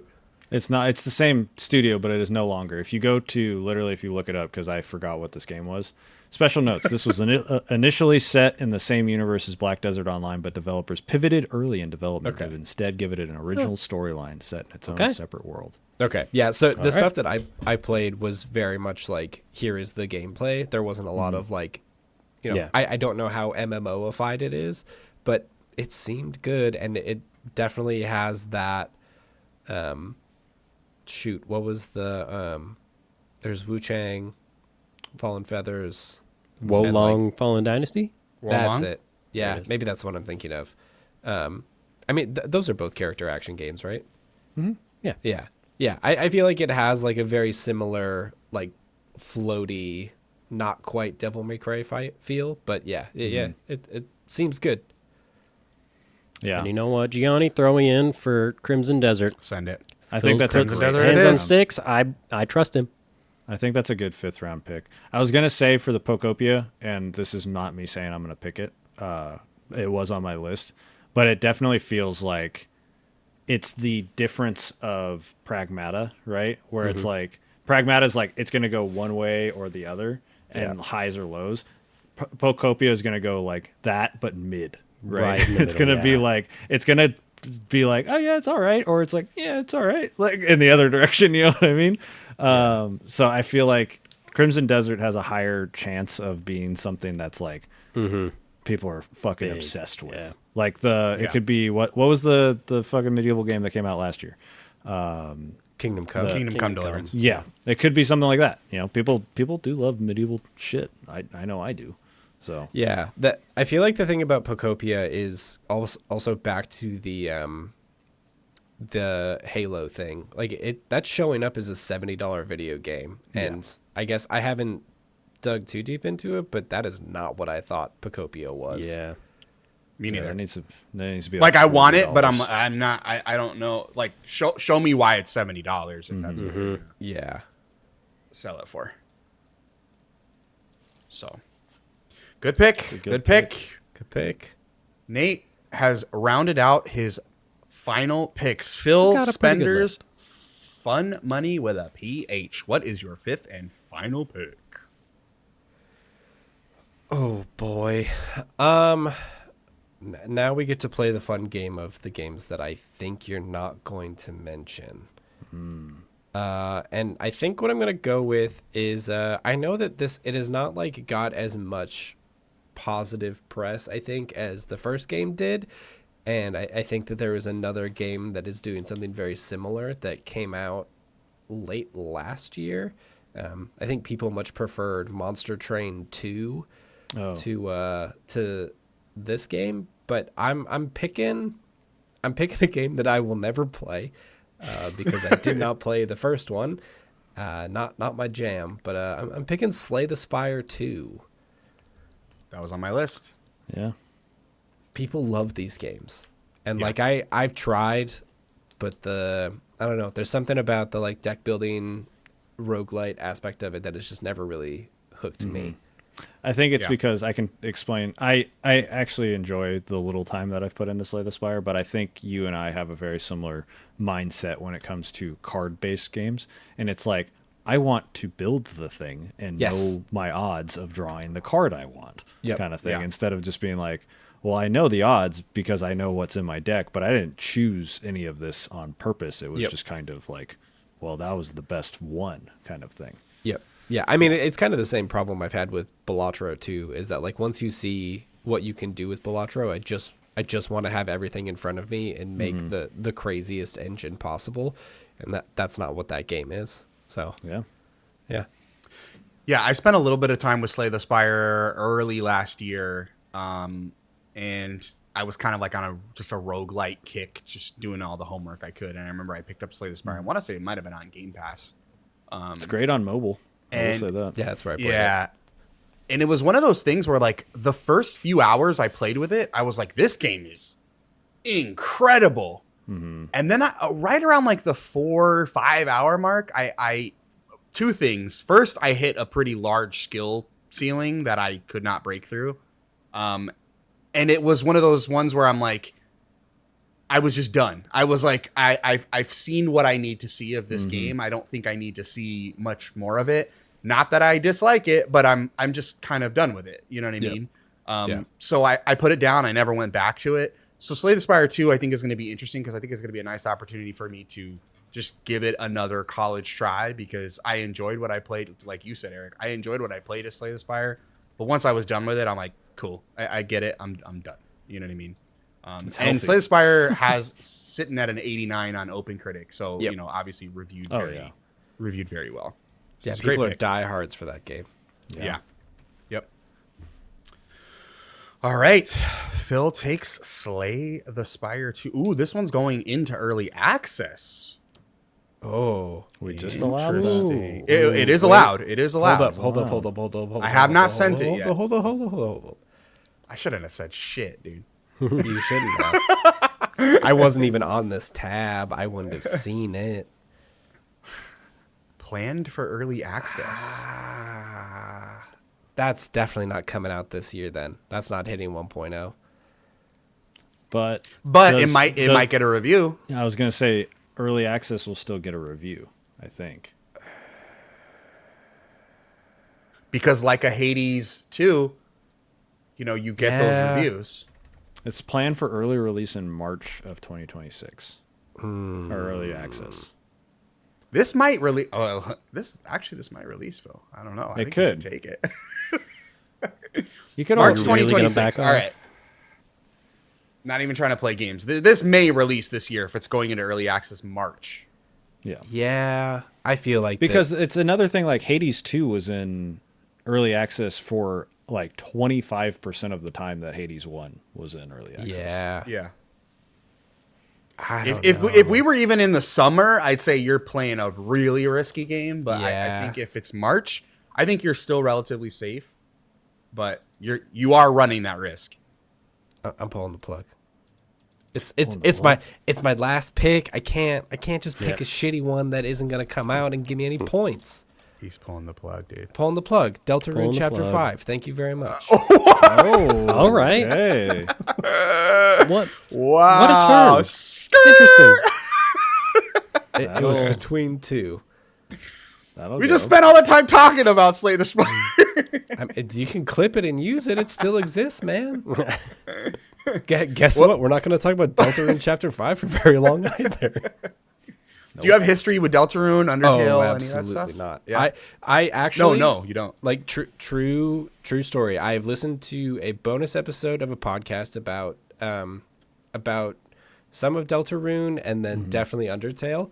But I pulled spoilers. I pulled a trailer for Undertale for the Avowed video that I'm working on, and that is the first fucking time I have seen what Undertale looks like. Really? I have that's no incredible, history actually. with this game. I never seen it before. I've listened to it. I know about it. Like, I know the whole hook of Undertale, but I've never played it before. No idea. Yeah. Undertale feels like a game that, given enough time, would have been a perfect Phil game.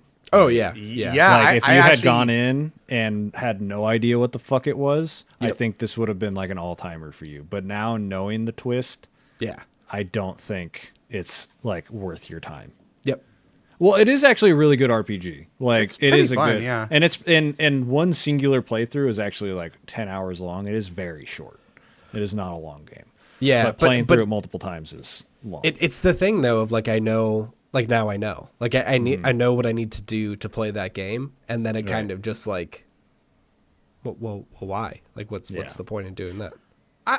I might push back on that. I think Undertale's not by any means like one of my favorite games of all time or anything like that. But I did enjoy Undertale. I think that there's still value to be had, even knowing some of the twists and turns that Yeah. it takes, because it's just such a weirdly unique and pleasant, for the most part, game. And it really flips the turn-based expectations on its head. You know what I mean? It's a turn-based RPG, but it does some really fun and interesting things. I know we're talking about Deltarune, and I haven't played Deltarune yet, and it's kind of it's obviously an extension of Undertale, but Yeah. I bet you would like it on your Steam Deck. not even your Steam Deck, because I know there's ports of it for the Ambernick. I know you can play it on the Ambernick, because it is a very, very not Like intensive retro, yeah. graphic. So, because I know like one of my handheld emulators, because we haven't really discussed what the hell we've been playing outside of Metroid. I did end up getting a little handheld emulator for Christmas. Ooh, nice. And that shit has Celeste and Balatro ported onto it. Whoa. Wow. And it's a little Game Boy Advance SP size thing. So I bet you Undertale is also Yeah. available. Yeah, I could probably get Undertale running on Portmaster or something. Yeah. So maybe that's a fun way for you to play it. Yeah. Yeah. Definitely recommend Undertale. And I do mean to check out Deltarune too. I'm waiting for all of them to come out. Like, That's kind of where that's my I'm head at. is at. Yeah, I would rather wait until I get the whole thing, because it's supposed to be like 8 chapters, right? Yes. Yeah, Supposed 8 or to. 6. Yeah. I thought 7, but who knows? Who knows? Yeah, more than 5. Who knows? Yeah, I'm sure when the inevitable like complete edition comes out, that's probably when I'll jump on board. Yep. All right, we're full sending it. Let's do it. 86 and 89 for Deltarune 1 and 2. And Solid. 3 and 4. So, That's a yeah, good super fifth round solid. pickup for sure. All right, fifth Cannoli round Soft. pick for Cannoli Soft Leon. I am going to pick. I can't do. But I had another unannounced that I was gonna Do it. I can't do two. Send There's it. no Do fucking it. way. Peer pressure. No. You already Do peer it. pressured me into a fourth round pick on an unlikely game. I didn't peer pressure shit. I didn't know you were gonna do that. I felt pressured. Okay. You said spicy. I said send it, and you were like, okay, unannounced game. Damn.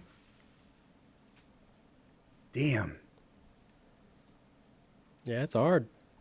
It is hard because I have one that may perform that I'm confident on. And I have another one that's unannounced that I think we are getting this year. Okay. Like, I don't think you guys will disagree with it as much as Max Payne. Can I play like two sides of that? So the one that, picking the heart one is always fun, right? But I think for a fifth round pick, you want to get something that's going to lock in points. And if you think it's going to come out and review well, and it's a slight risk, that sounds like a perfect fifth round pick. But Yeah. good. Also, the heart wants what the heart wants. Yeah. The heart wants what the heart wants. What's the heart, Heart want? wants what.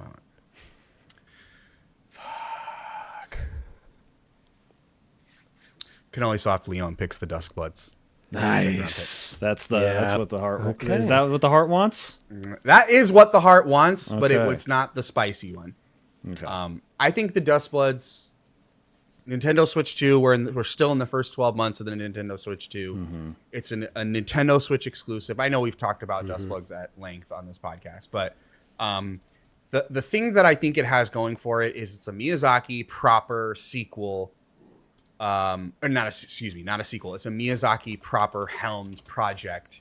It's been in development since around the time Elden Ring released. And if I remember correctly, Inception phases were while Elden Ring was still in development. Right. It's an interesting spin on the multiplayer formula. It's not just a battle, not to throw any shade at Night Rain, but it's not just a battle royale. It's kind of like this interesting, different formula that they're coming up with. I looked at the last 3 FromSoft proper projects. Elden Ring was sitting at a 95. Shadow of the Erdtree sitting at a 94. And Elden Ring Night Rain, which again, not a Miyazaki project, sitting at 80. A multiplayer experiment. I feel like if I could take the average between Elden Ring and Elden Ring Night Rain and get myself a solid 87, 88, I think I would take those points. Yeah. See, I am very trepidatious about one. It's a Switch 2 exclusive, Yeah, great and point. it is a always online, right? Good point. Which It's a multiplayer game. yes, and if you know Switch with multiplayer games, doesn't always go great. And I mean, already with Souls games, those multiplayers are not traditional and don't always work how you think they should. Yeah. So I have a few worries about this game. And that's totally fair. I think if I had to bet, I think From Software knows that there's a lot riding on this game. And not because it's like been announced for years and everyone's waiting for a fucking Hollow Knight level game.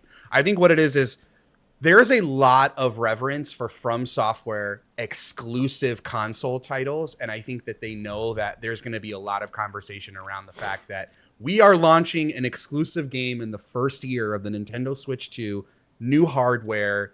From Software is very good at knowing what they're working with. They know they don't have the most powerful engine, across the board. Elden Ring, beautiful game, but there's prettier games out there. I think they know what they're working with. They've been making these masterpiece titles for as long as they have. I think they're in a space where like they know how to work with what they got, and I think that they're gonna really, really, really nail it. That's my personal opinion. I'm with you. I also think, with the inclusion of just an Ethernet port being in the Switch 2 dock, yes, I've also had no issues with Wi-Fi on my Switch 2. I think there is, like you said, a lot riding on this game, and I think it is going to be unique enough that if it comes out this year, which I hope it fucking does, I think it's going to do really well, because I think instead of just the mindlessness and figuring it out of Night Rain, right? It's a roguelike. You figure out what's good, what's not good. I think the Duskbloods has the opportunity with its little challenges and stuff that are supposed to be randomly selected to each one of 8 players. I think it has the possibility of being a very cool PvE setup with real cool combat. And as your local dinosaur, you get to turn into one. So that's cool. Resident That is cool. Yeah. Yeah, I'm curious how much, like, if you're going to get a points boost or a points drop from the comparisons to Bloodborne. Yeah. I think you would get a boost, because I think most, like, well-meaning and, like, they put any kind of thought into this as a Bloodborne-obsessed person. I realize Sony's never letting go of that IP. Mm-hmm. So I need to support the fuck out of this game if I want, because I think this is a temporary exclusive, like we talked about in the past. I don't think it's going to be forever on the Switch. And so if FromSoft has this IP that's this close to Bloodborne, I need to support as much as I can. Yeah. Yeah. I also think, too, that we're at this year, in 2026, we're at a point where the people that are reviewing these games, for the most part, are like subject matter experts. There's a little circle back king term for you. Yep. Like the people that are reviewing these Souls games and these types of action RPGs, that is like their bread and butter. So I think that the majority of those kind of people, and I guess it could go one of two ways, because they could just be like, yeah, well, it's not Bloodborne. We already have the pinnacle of what this should be. But if we're just taking it from a pure aesthetic standpoint and going like, oh, look, castles and, werewolves. That Clock Tower. Like, Clock Tower. Like, I don't think that is going to be what's going to get reviewers to go, well, it's not Bloodborne. I think there's enough different about it that they're going to be able to treat it with a different type of There's a fucking Iron Man. lens. There's an Iron Man. As soon as I saw the flying jetpack and the auto pistol, I'm like, all right, we're doing something different here that I think. Hold on. Bloodborne does have an auto pistol. Like, let's be real. Is it really? Yeah. Oh, shit. Oh, yeah, dude. There's a lot of guns in that game. Yeah. Yeah. But right, this is a good jetpack. pick. No jetpack. The jetpack. No jetpack. All right. So we're full sending it. Those are my 5 picks. Next, Hal 9000 with the 5th and final pick in the 2026 draft is. Oh, what is it? We're so close. Phantom Blade Zero. That game's coming out. Phantom. It is. I think it's coming out. I think I'm interested to see how it performs, because we're still 9 months away, 8 months away. Like the early previews of okay, before there was hands-on previews for this game, there was a lot of hype around Phantom Blade Zero. A lot of hype. Now that there's been early hands-on impressions, the general consensus seems to be that like it's got some work that it needs to get done. But one thing that I think that S-Game, the developer, has going for it is they've been very transparent about, hey, this is not, we don't want to call this like a Souls game. This is very much like our own thing. We're taking bits and pieces of the action RPG genre as a whole and making our own thing. So I'm hoping that bodes well for them, because they're very, very, very like loud about, hey, we are not trying to make the next Dark Souls or Sekiro. Like, this is very much our own thing. I think it's going to do well, just considering that we're still almost a full year away from it. But I know that the early impressions were there is some work to be done here for sure. Yeah, this looks neat. Yeah, I I'm excited for it. continue to forget what this game is. I was like fully thinking it was Ghost Runner is what I was thinking this game was. Oh, I thought this was a cyberpunk Katana game, not a, No, it's not. not Dark Souls Yeah. Katana game. Yeah, this one looks interesting. I'm excited for it. I'm definitely excited for it. All right. Hal. Actually, decent pick, Hal. It's a dependable pick, I think. Your fifth round is a dependable one. His fourth Finally. and fifth rounds were a lot more solid than his first solid picks. 3 rounds. Eric, your fifth and final pick. Guys, I'm so excited that this made it to the 5th round. I'm so fucking excited because I didn't think there was a chance that any of you knew what this game was because I just fucking found out about it 2 days ago. But this game comes out in like 11 fucking days. And it's from the creator of Binding of Isaac and Super Meat Boy and The End Is Nigh. This is Mugenics. Oh yeah. And I am so fucking excited for this game, and I just found out about it recently. If you guys don't know, Edmund McMillan, he's the guy who made Super Meat Boy. He's the guy who made Binding of Isaac and all the different Binding of Isaacs. And basically, let me read you the description. Build the ultimate cat army through tactical breeding and sending them into deep, challenging turn-based adventures. Draft abilities, collect items, and manipulate genetics across generations in this roguelike tactics game from the creators of Binding of Isaac and The End Is Nigh. This game looks absolutely buck wild, and this is my bet of the indie game of the year. Because Really? it has the caliber. It has people that have already been playing it. It has like a ton of quality testing. It's been stamp of approval from all of the people that I listened to that have played it already. And I was like, how the fuck have I not heard about this game? Because I'm not even a big fan of Edmund McMillan's stuff, but he makes good shit. Yeah. And the customization, the roguelike of this, like the interactions, like very simply put, you have situations where you can set people on fire, and if they walk into water, they get put out of fire, but that makes steam, and you can freeze grass and then light the grass on fire to make like puddles of water. Like there's lots of interactions like this, and there's just so much to this game that apparently like playtesters are playing this game for like 500 hours already. And I just feel like it's going to be one of those situations that just kind of takes over a certain space and is going to be like undeniable. So I am so excited that it made it to the 5th round because, I think it's going to be solid, but I also feel like it has the possibility of being fantastic and like a huge boost to my score. Yeah, I know nothing about Mugenics aside from everything you've just explained to me right now about a cat army that almost made me spit out my soda. Yep. But I've heard the name tossed, watching as much kind of funny content as I do. I've heard the name tossed around like dozens of times, but never like heard about it in detail. But everything that I've heard, anytime I've heard the name, it's always been talked about in a positive light. So I'm going to check this one out after the pod and see what this game is all about. Yeah, comes out February 10th. Yeah. We will all know, by the time this fucking episode comes out, we will all know how my scores are going. Because Yeah, you 3 got games like are coming 3 up. games, huh?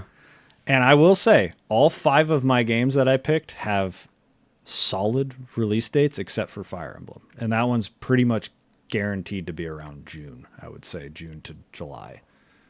Jeez. Yeah. Well, let's So do my- this. Let's do this, Eric. Since you got your 5th and final pick, let's walk through your lineup. Because like Yes, you this said, will you be have good 3 because we need to counterpick still. Yes. Yep. Okay, so number 1. Do we want to go from number 1 to number 5? Yeah, no, just name all 5. Just name all Okay, 5. so we got Saros, Neo 3, Fire Emblem Fortune's Weave, Dragon Quest VII Reimagined, and Mugenics. Pretty solid fucking list. Very solid list. Neo 3, Dragon Quest 7 Reimagined, and Eugenics will all have scores around the time that we release this episode, which will be very interesting. I wanted to play it like, my strategy was, don't you dare fucking pick a game that doesn't have a release date except for Fire Emblem. Like that was literally my strat, because I was like looking at the list, because knowing that I can still pick up 5 games throughout the year, right? Yeah. So when other stuff is, I was like, okay, cool. Make sure you're locking in games that are for sure coming out this year, and then do your fucking best to sweep in and grab games later. Very smart. I thought about this shit, man. I showed up in the coach's outfit, all right? We were ready. He's ready. I was ready. You have the whiteboard circles and X's, and I got a whiteboard right over here. Just telestrating away. Yeah.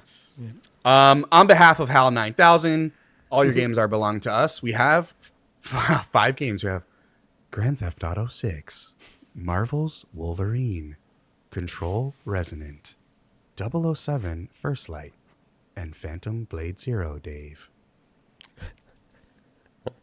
Good job. Yeah. I think good job, would Hal. have said 007 First Light. I should have done that. That would have been better.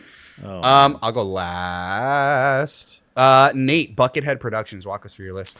Forza Horizon 6, Halo Campaign Evolved, Marvel Tokon Fighting Souls, and then Jedi 3 and Crimson Desert. Yeah, Solid. I think Nate has a very strong 1, 2, 3, and then fucking Hail Marys for those 4 and 5. That was the point. But You those have to keep first it 3 spicy, are keep it real fun. strong. I don't know if Crimson Desert is a Hail Mary though, because I mean it's not what I would have picked, but I feel like the impressions have been generally pretty strong. To Phil's point earlier, it's been a lot of like, hey, look at all the cool things you can do in this game, and not much else. You know what I mean? I think that's like the wild card. But I don't think Crimson Desert. The Star Wars is coming from a man with a Hail Mary. That's a Hail Mary. That's just personally because I'm hoping I can just will it into existence. Yes, 100%. Nate Stradamus. Phil Spender's Fun Money. Walk us through your 5. I have Fable, Hollow Knight Silksong, Sea of Sorrow, Onimusha, Way of the Sword, Lego Batman, Legacy of the Dark Knight, and Deltarune Chapter 5. Nice. Solid pick. Solid. How are you feeling about your list? I mean, I'm going to add a bunch of stuff to it later. Yeah. Yeah, we don't have to do that right this, like, today, right? What, the additional 5? Yeah, it has to clear on Saturday anyways, right? Yeah, No, we're going to like be throughout. bidding throughout the year. Yeah, exactly. You're going to be bidding throughout the year. I have, like, 2 I want to add. Okay. But that's it. Yeah. Hopefully, we'll see. I have a feeling I trying not to fucking show my hand because me and Phil's Venn diagram overlaps the most, I think. And I'm like, please don't be this game. That's very funny. Last but not least, we have myself with Cannoli Soft Leon, of course. Very storied developer. Resident Evil Requiem, Reanimal, Pragmata, Max Payne 1 and 2 Remake, and the Duskbloods. Please Go for it. Zoom in on for the clip. Zoom in on that fucking projected points for Max Payne. -1. 1 point. 1 point. It should be noted that me and Phil have the exact same projected fantasy points, which I think is very interesting. Yeah. Hal with the highest. I'm right behind, and all of mine have actual release Eric dates. right behind. I'm gonna go. You guys don't have to do it. I'm gonna go out and say I think Eric has the strongest list. I think Eric has. Well, how do you feel about your list? I interrupted not you including like a myself. dickhead. Of course, I love my list. Of course, I love my. If I had to list not me, I would say That's not your list. I like Eric's list. Yeah, I mean, I think you have the most guaranteed picks. yes, that's what I was going for. Yeah, I don't want to say best. I want to say most guaranteed. Yeah, I think Phil, we're playing with fire with Onimusha. A little bit. Because I think you're also that playing with fire with Fable, to be honest. Yeah. Like, No, bit. I think Fable's gonna perform, dude. I think his strongest picks are his last 2 picks. I think that Fable has the ability to be a 75 or an 85, and that's kind of it. Yeah. I think I don't know, man. I think Fable's gonna really perform. Listen, I I'm think hoping. Phil, your Fable and your Sea of Sorrow is gonna be like your fucking like linchpin. if Sea of Sorrow comes out, yes. Yeah. Right. Like Yeah. Great point. Hopefully would that bet- will be known so it can just be dropped. But yes. Right. I hope so. Team Cherry's pretty good about that, so I think Yeah. you'll be fine there. I honestly think that Nate has the highest potential for those first like. That's a great 3. point. Halo Campaign Evolved is a complete toss-up, to be Is, honest. yeah, But I we'll think really Forza, honestly, like if Forza's good, Marvel's good. If he hits on Jedi some fucking how, Oh fuck, dude. Then that's gonna I think that'll be good. skyrocket me. Hopefully. Yeah. oh that's- my god. I think that's dude. good. But Dude, if you get Jedi or I get Max Payne somehow miraculously, if you get Max Payne, I will do whatever fucking stream you want. There's no goddamn way. The Jedi one makes more sense because, like, at least these games have come out in the last fucking decade. Like, yeah, yeah, Yeah. I feel like Yeah. the only thing going against Jedi, like besides it being unannounced, besides is, its existence. is that every single time one of those games comes out, the PC port of it is garbo, and if it's yeah, coming out, it's coming out later in the year, and I don't know if you're gonna have time for those reviews to bounce back. that's true. Yeah. That's true. Yeah. Good point. But I still want that game to come out. So Yeah. I'm hoping Either for way, it. I'm winning. I Yeah. guess. Yeah. Yeah. Yeah, It's true. Also, props to Nate for snagging Forza Horizon 6, which is had most to. probably the best pick of any of Yeah. us. And big thing for me, I'm gonna play probably everything on this list except for one. The one that doesn't come out. The one that doesn't come out. You walked into that one. Yep, I did. Wait, which one wouldn't you play? I'm probably not gonna buy Marvel Tokon. Yeah. Oh, That'll okay, be, fair. That'll be a game I watch a lot of other people play, but Streams of. yeah. Yeah. No, that's fair. No, Can we I all make we all can I- crushed it. We all crushed it. I think, like I said, if I had to pick one list that I like would have been most closely aligned with, I think is the better way to put it. It probably would have been Eric's. Is probably not where I would have landed. Yeah. I honestly think Mugenics is probably going to be one of my best performers. Yeah. Like, it's either going to be my best performer or it's going to be like a 70, right? Like, Yeah. there's not a lot in between there, which is great for a fifth rounder, Yeah. I had a fifth round. I had a third round grade on that guy, but then I had a feeling I was like, no one's gonna pick it. I was fucking scared. Phil might have, but then he started talking about sequels for his fifth pick, and I was like, yes, Yeah. yeah. But can I make a suggestion to mix this up a little bit, and so that Yeah. we don't try to handicap Hal at all, because I want Hal to have the best fighting chance for comedy purposes. We cannot counterpick Hal, Yeah, I'm on board. That's fair. I'm on board with yeah, that. yeah. because I feel like it would be so easy for all of us to pick most of the games on that Yeah. list. Now, And can then Hal counterpick? He has to. We're gonna find out right now because I'm wondering if the counter picks are auto for him. Well, we'll find out right now. We'll find out right now. Why don't we can have a discussion about that, and then we put it into your fancy wheel spin, and that can be the counter pick. We each decide between the four of us That could be it. what games we put out there for the counter pick, and then go from there. I like that. I like that. All right. So let's start with counter picks because again we're back in the sneak draft. So we ended you with you, Eric. So we'll start with your one counter pick. All right. I also said this because I needed to. So show me if I go to the, let me see. I want to right now go to the league, like main league thing, because I want to make sure that I'm looking at exactly what you just were, which was the projected points. Whoa. What just happened? I just heard a notification. That was weird. Okay. Oh, I don't see the projected points. So in order really? right now, not on my side, I don't think. No. So currently, it's Hal with 112, then 112. me with 110, Correct. Me and And Phil then are tied with 93, 93. and then Nate with Okay. 81. Okay. All right. that helps. Okay.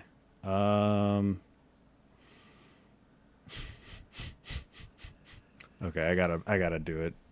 Max Payne. Yeah. Fuck. All right. Look, I was gonna go Jedi, but that's why I asked the question about his projected fantasy points. Right? Yeah. I didn't want to do that. Somebody else can. You but I didn't can. want to do that. Somebody else can. But it's just funnier to pick that Fair. That's fair. because I know that's not coming out. And if it That's does, fair. whatever. Look at that. I'm ahead of Hal now. Well, Hal He did auto pick. picks Oh yeah. Fable. Oh shit. That's what I was gonna do. Fable. Now, okay, so this becomes interesting, right? Because I think it was very clear that Hal was picking based in order of like the hype level. Uh-huh. But where does so I'm thinking like, okay, the counter pick is gonna go with the lowest. But Based on- Fable wasn't near the top of the hype thing. No, but it also wasn't near the bottom. Yeah, so that's why I'm like, did Hal actually learn while it's been listening to us this whole Oh time? my god, it's AI, dude.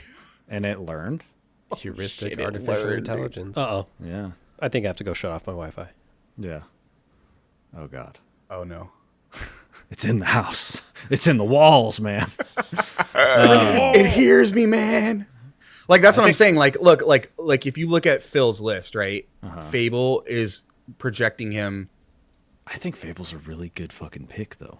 Yeah. I think It it's a- is. That's what I'm saying. But yeah, it's not his highest or his lowest. Yeah. But now it can't so be interesting. dropped, right? Now it can't be dropped. Phil, look, I'm kind of on the higher side. I think Fable is going to perform very well. I don't think it's going to be a 75-80. I think this is going to be so. I'm so happy. Hopefully, it auto-drafted. Hal gets fucked, dude. I mean, it's just got to On get the over counter pick. 70, right? Yeah, exactly. I think that's fine. The worst this game will do is either be a buggy disaster and it'll get dinged for that, or Yeah. it is fine. Yeah. All right. Well, who's next? Me. It looks like it, yeah. Yeah. I am going to pick.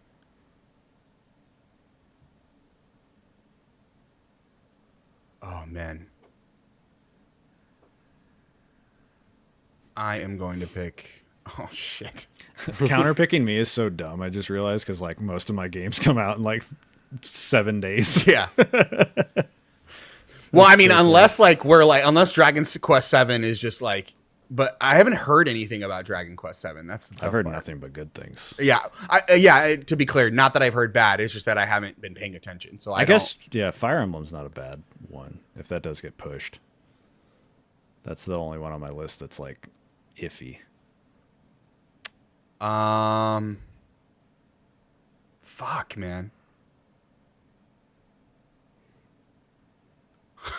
Do I go for the God, Jesus, man? And Send it. Star Wars Jedi Survivor. Fuck, man. I would do it. I took your Max Payne for When the did exact Deltarune same Chapter reason. 4 come out? Like the beginning of summer. Yeah, last year. It's coming out this year. You think? Yeah. Oh fuck! I'm sorry, Nate. Do it. Give me a reason to get so hype when it does come out. Reviews great. So sorry, Nate. We're going with the unannounced Jedi Survivor sequel. There it I'm is. so sorry, pal. Don't be. I believe. Dude, if that game comes out, that That'd would be be scary. insane. That'd be scary. What is he putting in Right. those helmets if that game comes out? Wouldn't you Locked like to in. know? Yeah. The green locked is in. not just, it's not just a paint. It's It something opens my special. mind. Yeah. All right, Phil, your counter pick. This feels like a real put my money where my mouth is situation. I'm like really torn between Dusk Bloods and Halo. Ooh. Yeah. Interesting. Can I help you? I was Of just going to say, course. do one, I'll do the other. I feel like Halo Campaign Evolved is not that risky of a lock, right? Like, it's going to come out. It's going to do decent. Yeah. You have a much higher percentage chance if the Duskbloods does bomb. Like, that's going to be brutal for him. Whereas, like, Campaign Evolved, at worst, it's going to be like a 75, right? Yeah. Like, Yeah. because you're going to get the opposite points. That's how the counter pick works. Yeah. Oh. Let's see here. Yeah. But those are good choices. Both are good choices. What were you gonna say, Nate? What were you gonna sell me on? Oh, I was saying you pick one, I'll do the other. Oh. So pick Duskbloods and or pick Campaign Evolved. No, and no, pick you, Duskbloods. you had it right. Pick I'll be honest with Duskbloods. you, I'll too. be forced to pick. I'll take my bias out of it because it's my game. I think, to be honest with you, I think Duskbloods is more likely to get delayed than Campaign Yeah. Evolved. So that's what I'm thinking. Because does it even have a date, or it's just No, but 26? People are assuming it's going to be summertime. That's Yeah. when these games, like a lot of FromSoft games, have come out in the past. Yeah, and if it's busted, that gives them plenty of time to fix it too. So that kind of has the problem there. Also, what's the worst FromSoft game like score? It's got to be Night Rain, right? Or That's Dark a great Souls 2, question. possibly. Yeah. Maybe Dark Souls 2. This is tricky. You guys make good lists. I did my best. No, we crushed it, dude. I love Yeah. all our lists. Yeah. They're fun. They're fun. I will do Crimson Desert. Oh, that's a Wow. Good, that's a good one. Okay. Well, that's all right. swerve. I think that's a good one. Why did you swerve to that one? It has the lowest projected points, and it's the game that, like, when I look at these lists, the ones that have kind of the least storied developers with hype behind them attached to it. And it Yeah. feels like it's a game that is definitely going to come out and is going to be someone's favorite game, and then also just kind of like, we got I this see and what we you're saying. reviewed it kind of thing. And Yeah. I don't know which way that balance is going to go, but Yeah. You know what it reminds me of? And I don't know, like, why. It's just got, like, Dragon's Dogma Yes. A energy. little bit, yeah. You know what I mean? Like, not bad, but, I like, would counterpick also... Dragon's Dogma. That's for damn sure. You know what I mean? I can't place it. It's just got that energy about it. No, you're Yeah. right. All a right. good Am I pick. full send in that one? yeah. All right. Buckethead Productions, your counter pick. Right back at you, Phil. Hollow Knight. Woo! Yeah, I was afraid that was going to happen. Walk I me am. through that. Release? Are we just talking about release? I just don't. I don't know if I fully believe that'll come out. All I feel right. that. I can take see it. that. I can see that getting delay. There's not. I don't think there's going to be the delay that Team Cherry is known for, but I could see. I could fully least see it one. going next year. Yeah. Yeah. Yeah. And it was on my list. I wanted to pick it, but I could fully see that going next year. Damn. All right. Buckethead Productions with 2 games locked. It happens.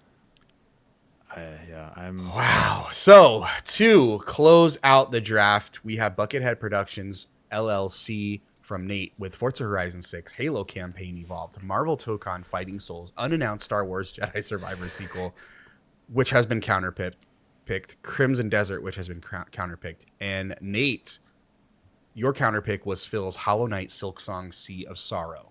Projected Phil. fantasy points of 72. 72. Phil Spender's Fun Money with a PH. You have Fable, which has been counterpicked. Hollow Knight Silksong Sea of Sorrow. Silksong Sea of Sorrow, which has been counterpicked. Onimusha Way of the Sword. Lego Batman Legacy of the Dark Knight. Deltarune Chapter 5. And you counterpicked Nate's Crimson Desert.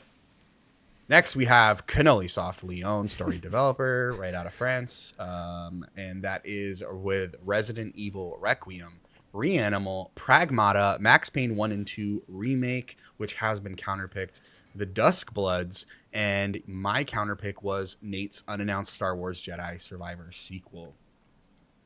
Next, we have Hal 9000, our resident AI, and Hal picked Grand Theft Auto 6, Marvel's Wolverine, Control Resonant, 007 First Light, Phantom Blade Zero, and you know what? A highly divisive pick, Hal. I'll hand it to you with Phil's Fable. Very interesting pick, Hal. I think it's a solid one. Solid pick. It's a good counter. Human Productions from Eric. You picked Saros, Neo 3, Fire Emblem, Fortune's Weave, Dragon Quest 7, Reimagine, Mugenics.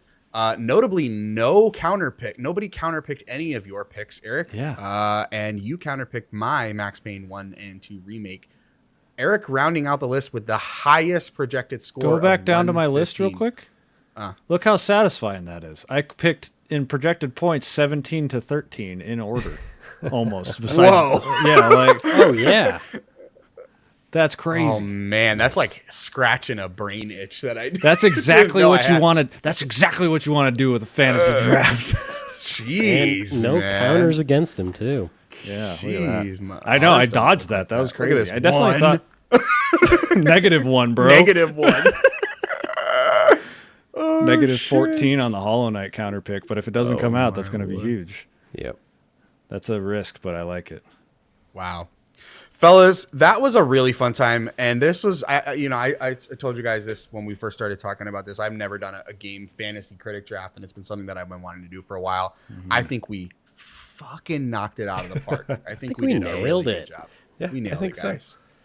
We nailed it. I had a really, really fun time. So thank you. And I'm excited to see, maybe what we'll do is we'll catch up like around June, July, see where our drafts are at, who's trending the highest. I mean, shit, we'll know more than half of all of Eric. Eric's list next Yeah. week. So, Literally, bro. but yeah, like I said, thank you for joining today. I'm sure it's gonna get kind of spicy in the Discord chat over who's picking up what. And Yeah, once this comes out, just a quick plug for the Discord for the episode. Once this comes out, I will have made a corner for this specifically for people to keep up to date and maybe update their lists and things like that. So if you want to keep up to date, go where, Phil? Cody.pika.page. That's COTI.PIKA.PAGE. Cody.pika.page. That's right, ladies and gentlemen and MBs. Phil with the suave voice on the ones and twos. Appreciate you, brother. It's the Halls. Or the is Halls. it? No. What is it? Is it? Is it the Halls? It's the Fisherman's Friends. It's a fisherman's friend. That's right. Well, guys, I got to get out of here. It is late. I'm looking at the clock. This is probably our longest running episode that Yes. we've ever recorded. Phil's like falling asleep in the chair. We got to get out of here. We got to get out of here. Before we go, I always like to ask, where can the people find you? What are you working on? Starting with Nate, Heroic Headgear. What you got going on, buddy? Heroic Headgear everywhere. And again, the peak event. Everyone that can be there, show up. It's gonna be a good time. I'm looking forward to it. And that's it. And I think my New Vegas helmet is also going to bleed into February. That is, the DLCs are much longer than I was anticipating, so it's taking a little bit to get through. Bro, they're full on games. They're long as hell. full on games, but They're the hard helmet as balls. The helmet is coming along though. We're at a pretty fun point with it. Been doing some weather into the top of it, so we're getting there. It's gonna be That cool. looks slick. Yeah. Yeah, that's Heck about yeah. it. You'll love to see it. You'll love to see it. Phil, Mr. 70% Complete. Where can the people find you? What are you working on? You can find me at 70percentcomplete.com. I am recovering from being sick and also recovering from the impromptu but now forever chosen to be December and January break that we take. We're recording our first episode of the year this weekend. I guess a little sneak peek. We're playing through Dishonored, and we're going to be talking about that as we go. Also, by the time this episode comes out, I will have at least exported and rendered the first version of the Avowed video. No promises on publishing, but it will be rendered, and then we'll see where it goes from there. You can check that on YouTube at youtube.com/@70percentcomplete. Is that how that works? There's an at sign in. Yeah. There is an at after the slash. Weird. Yeah. That's That's fine. weird. URLs. No, are it's strange. good because the way it used to be as an old YouTube content creator is you made your URL, and I hope you fucking liked it, because that's it. Don't ever rebrand. It's So done. at least with the @ you can change that. Change it. All right. Well, for now, it'll be at 70% complete. But as the modus operandi of the website goes, who knows what that name's going to be next year? Yeah. Change it up. Yeah. Don't forget the @ Eric, Mr. The Human. Where can the people find you? What are you working on? Mr. The Human everywhere. Just look me up. Twitch is Mr. The Human Plays. I stream on YouTube and Twitch now. I just started a fun campaign of a game called Sunderfolk with a friend of the show who has not been on the show yet, but will be soon enough. Mr. Chris the Nerdlease. Him and his buddy Rex and another streamer friend, all streamer friends, SJ Scrubs. We've been playing a game called Sunderfolk, and that is a fun little game where you only have to play, like, you pay attention to one screen and everybody else controls their stuff on their phone. Kind of Jackbox D&D, basically, with cute animals. I play a giant polar bear named Crunchwrap. It's great. Oh, Yeah, melt my heart immediately. yeah, it's incredible. So go check it out. That's been a lot of fun. And then obviously you already know it's Uma's every Monday. Just come hang out if you want to watch Horse Girls run. You know, Horse yeah, girls! yeah, it's good stuff. Y'all are in the Discord. Yes. Yes. Thank you, Eric. And if you don't know already, my name is Gianni. You can find me on YouTube. You can find me on Twitch. You can find me on Instagram. You can find me on Threads, Blue Sky. You can find me anywhere you're at. I'm there as well. I am currently making my way through Dark Souls 2, my very first playthrough, every Monday through Thursday, 9 a.m. Pacific Standard Time over on Twitch. I have some fun YouTube long-form videos planned over the coming weeks. I'm very, very, very, very excited about. So make sure you go check those out. And also, like everyone mentioned, come hang out with us in the Discord. That's where you get to know us. That's where you get to see. You're going to see all the live updates on the fantasy draft, as Eric mentioned. It's a fun time. There's a corner for everyone, so make sure you hang out. Other than that, let us know in the comments below, what were the best picks? What were the most head-scratching picks? I think we know the answer to that already, but make sure you let us. Who do you think's gonna We win? do. Yes. Currently Who do you think is gonna projected win? everyone to lose to Hal but me. Very concerning, guys. Yeah. We'll have to think of a punishment off camera. I'm thinking maid costumes interesting. for a whole stream. I'm I thinking think that's that. doable. I think Yeah. that's I'm doable. Actually, you know I'll what? do that Pause. regardless. Yeah, I was gonna say pause. Nate's done a stream in a Princess Peach Princess outfit. Peach. Yeah, never mind. Yeah, this ain't far off for me. Yeah. Okay. He's like, unique it's punishments. my first rodeo. Unique punishments. There we go.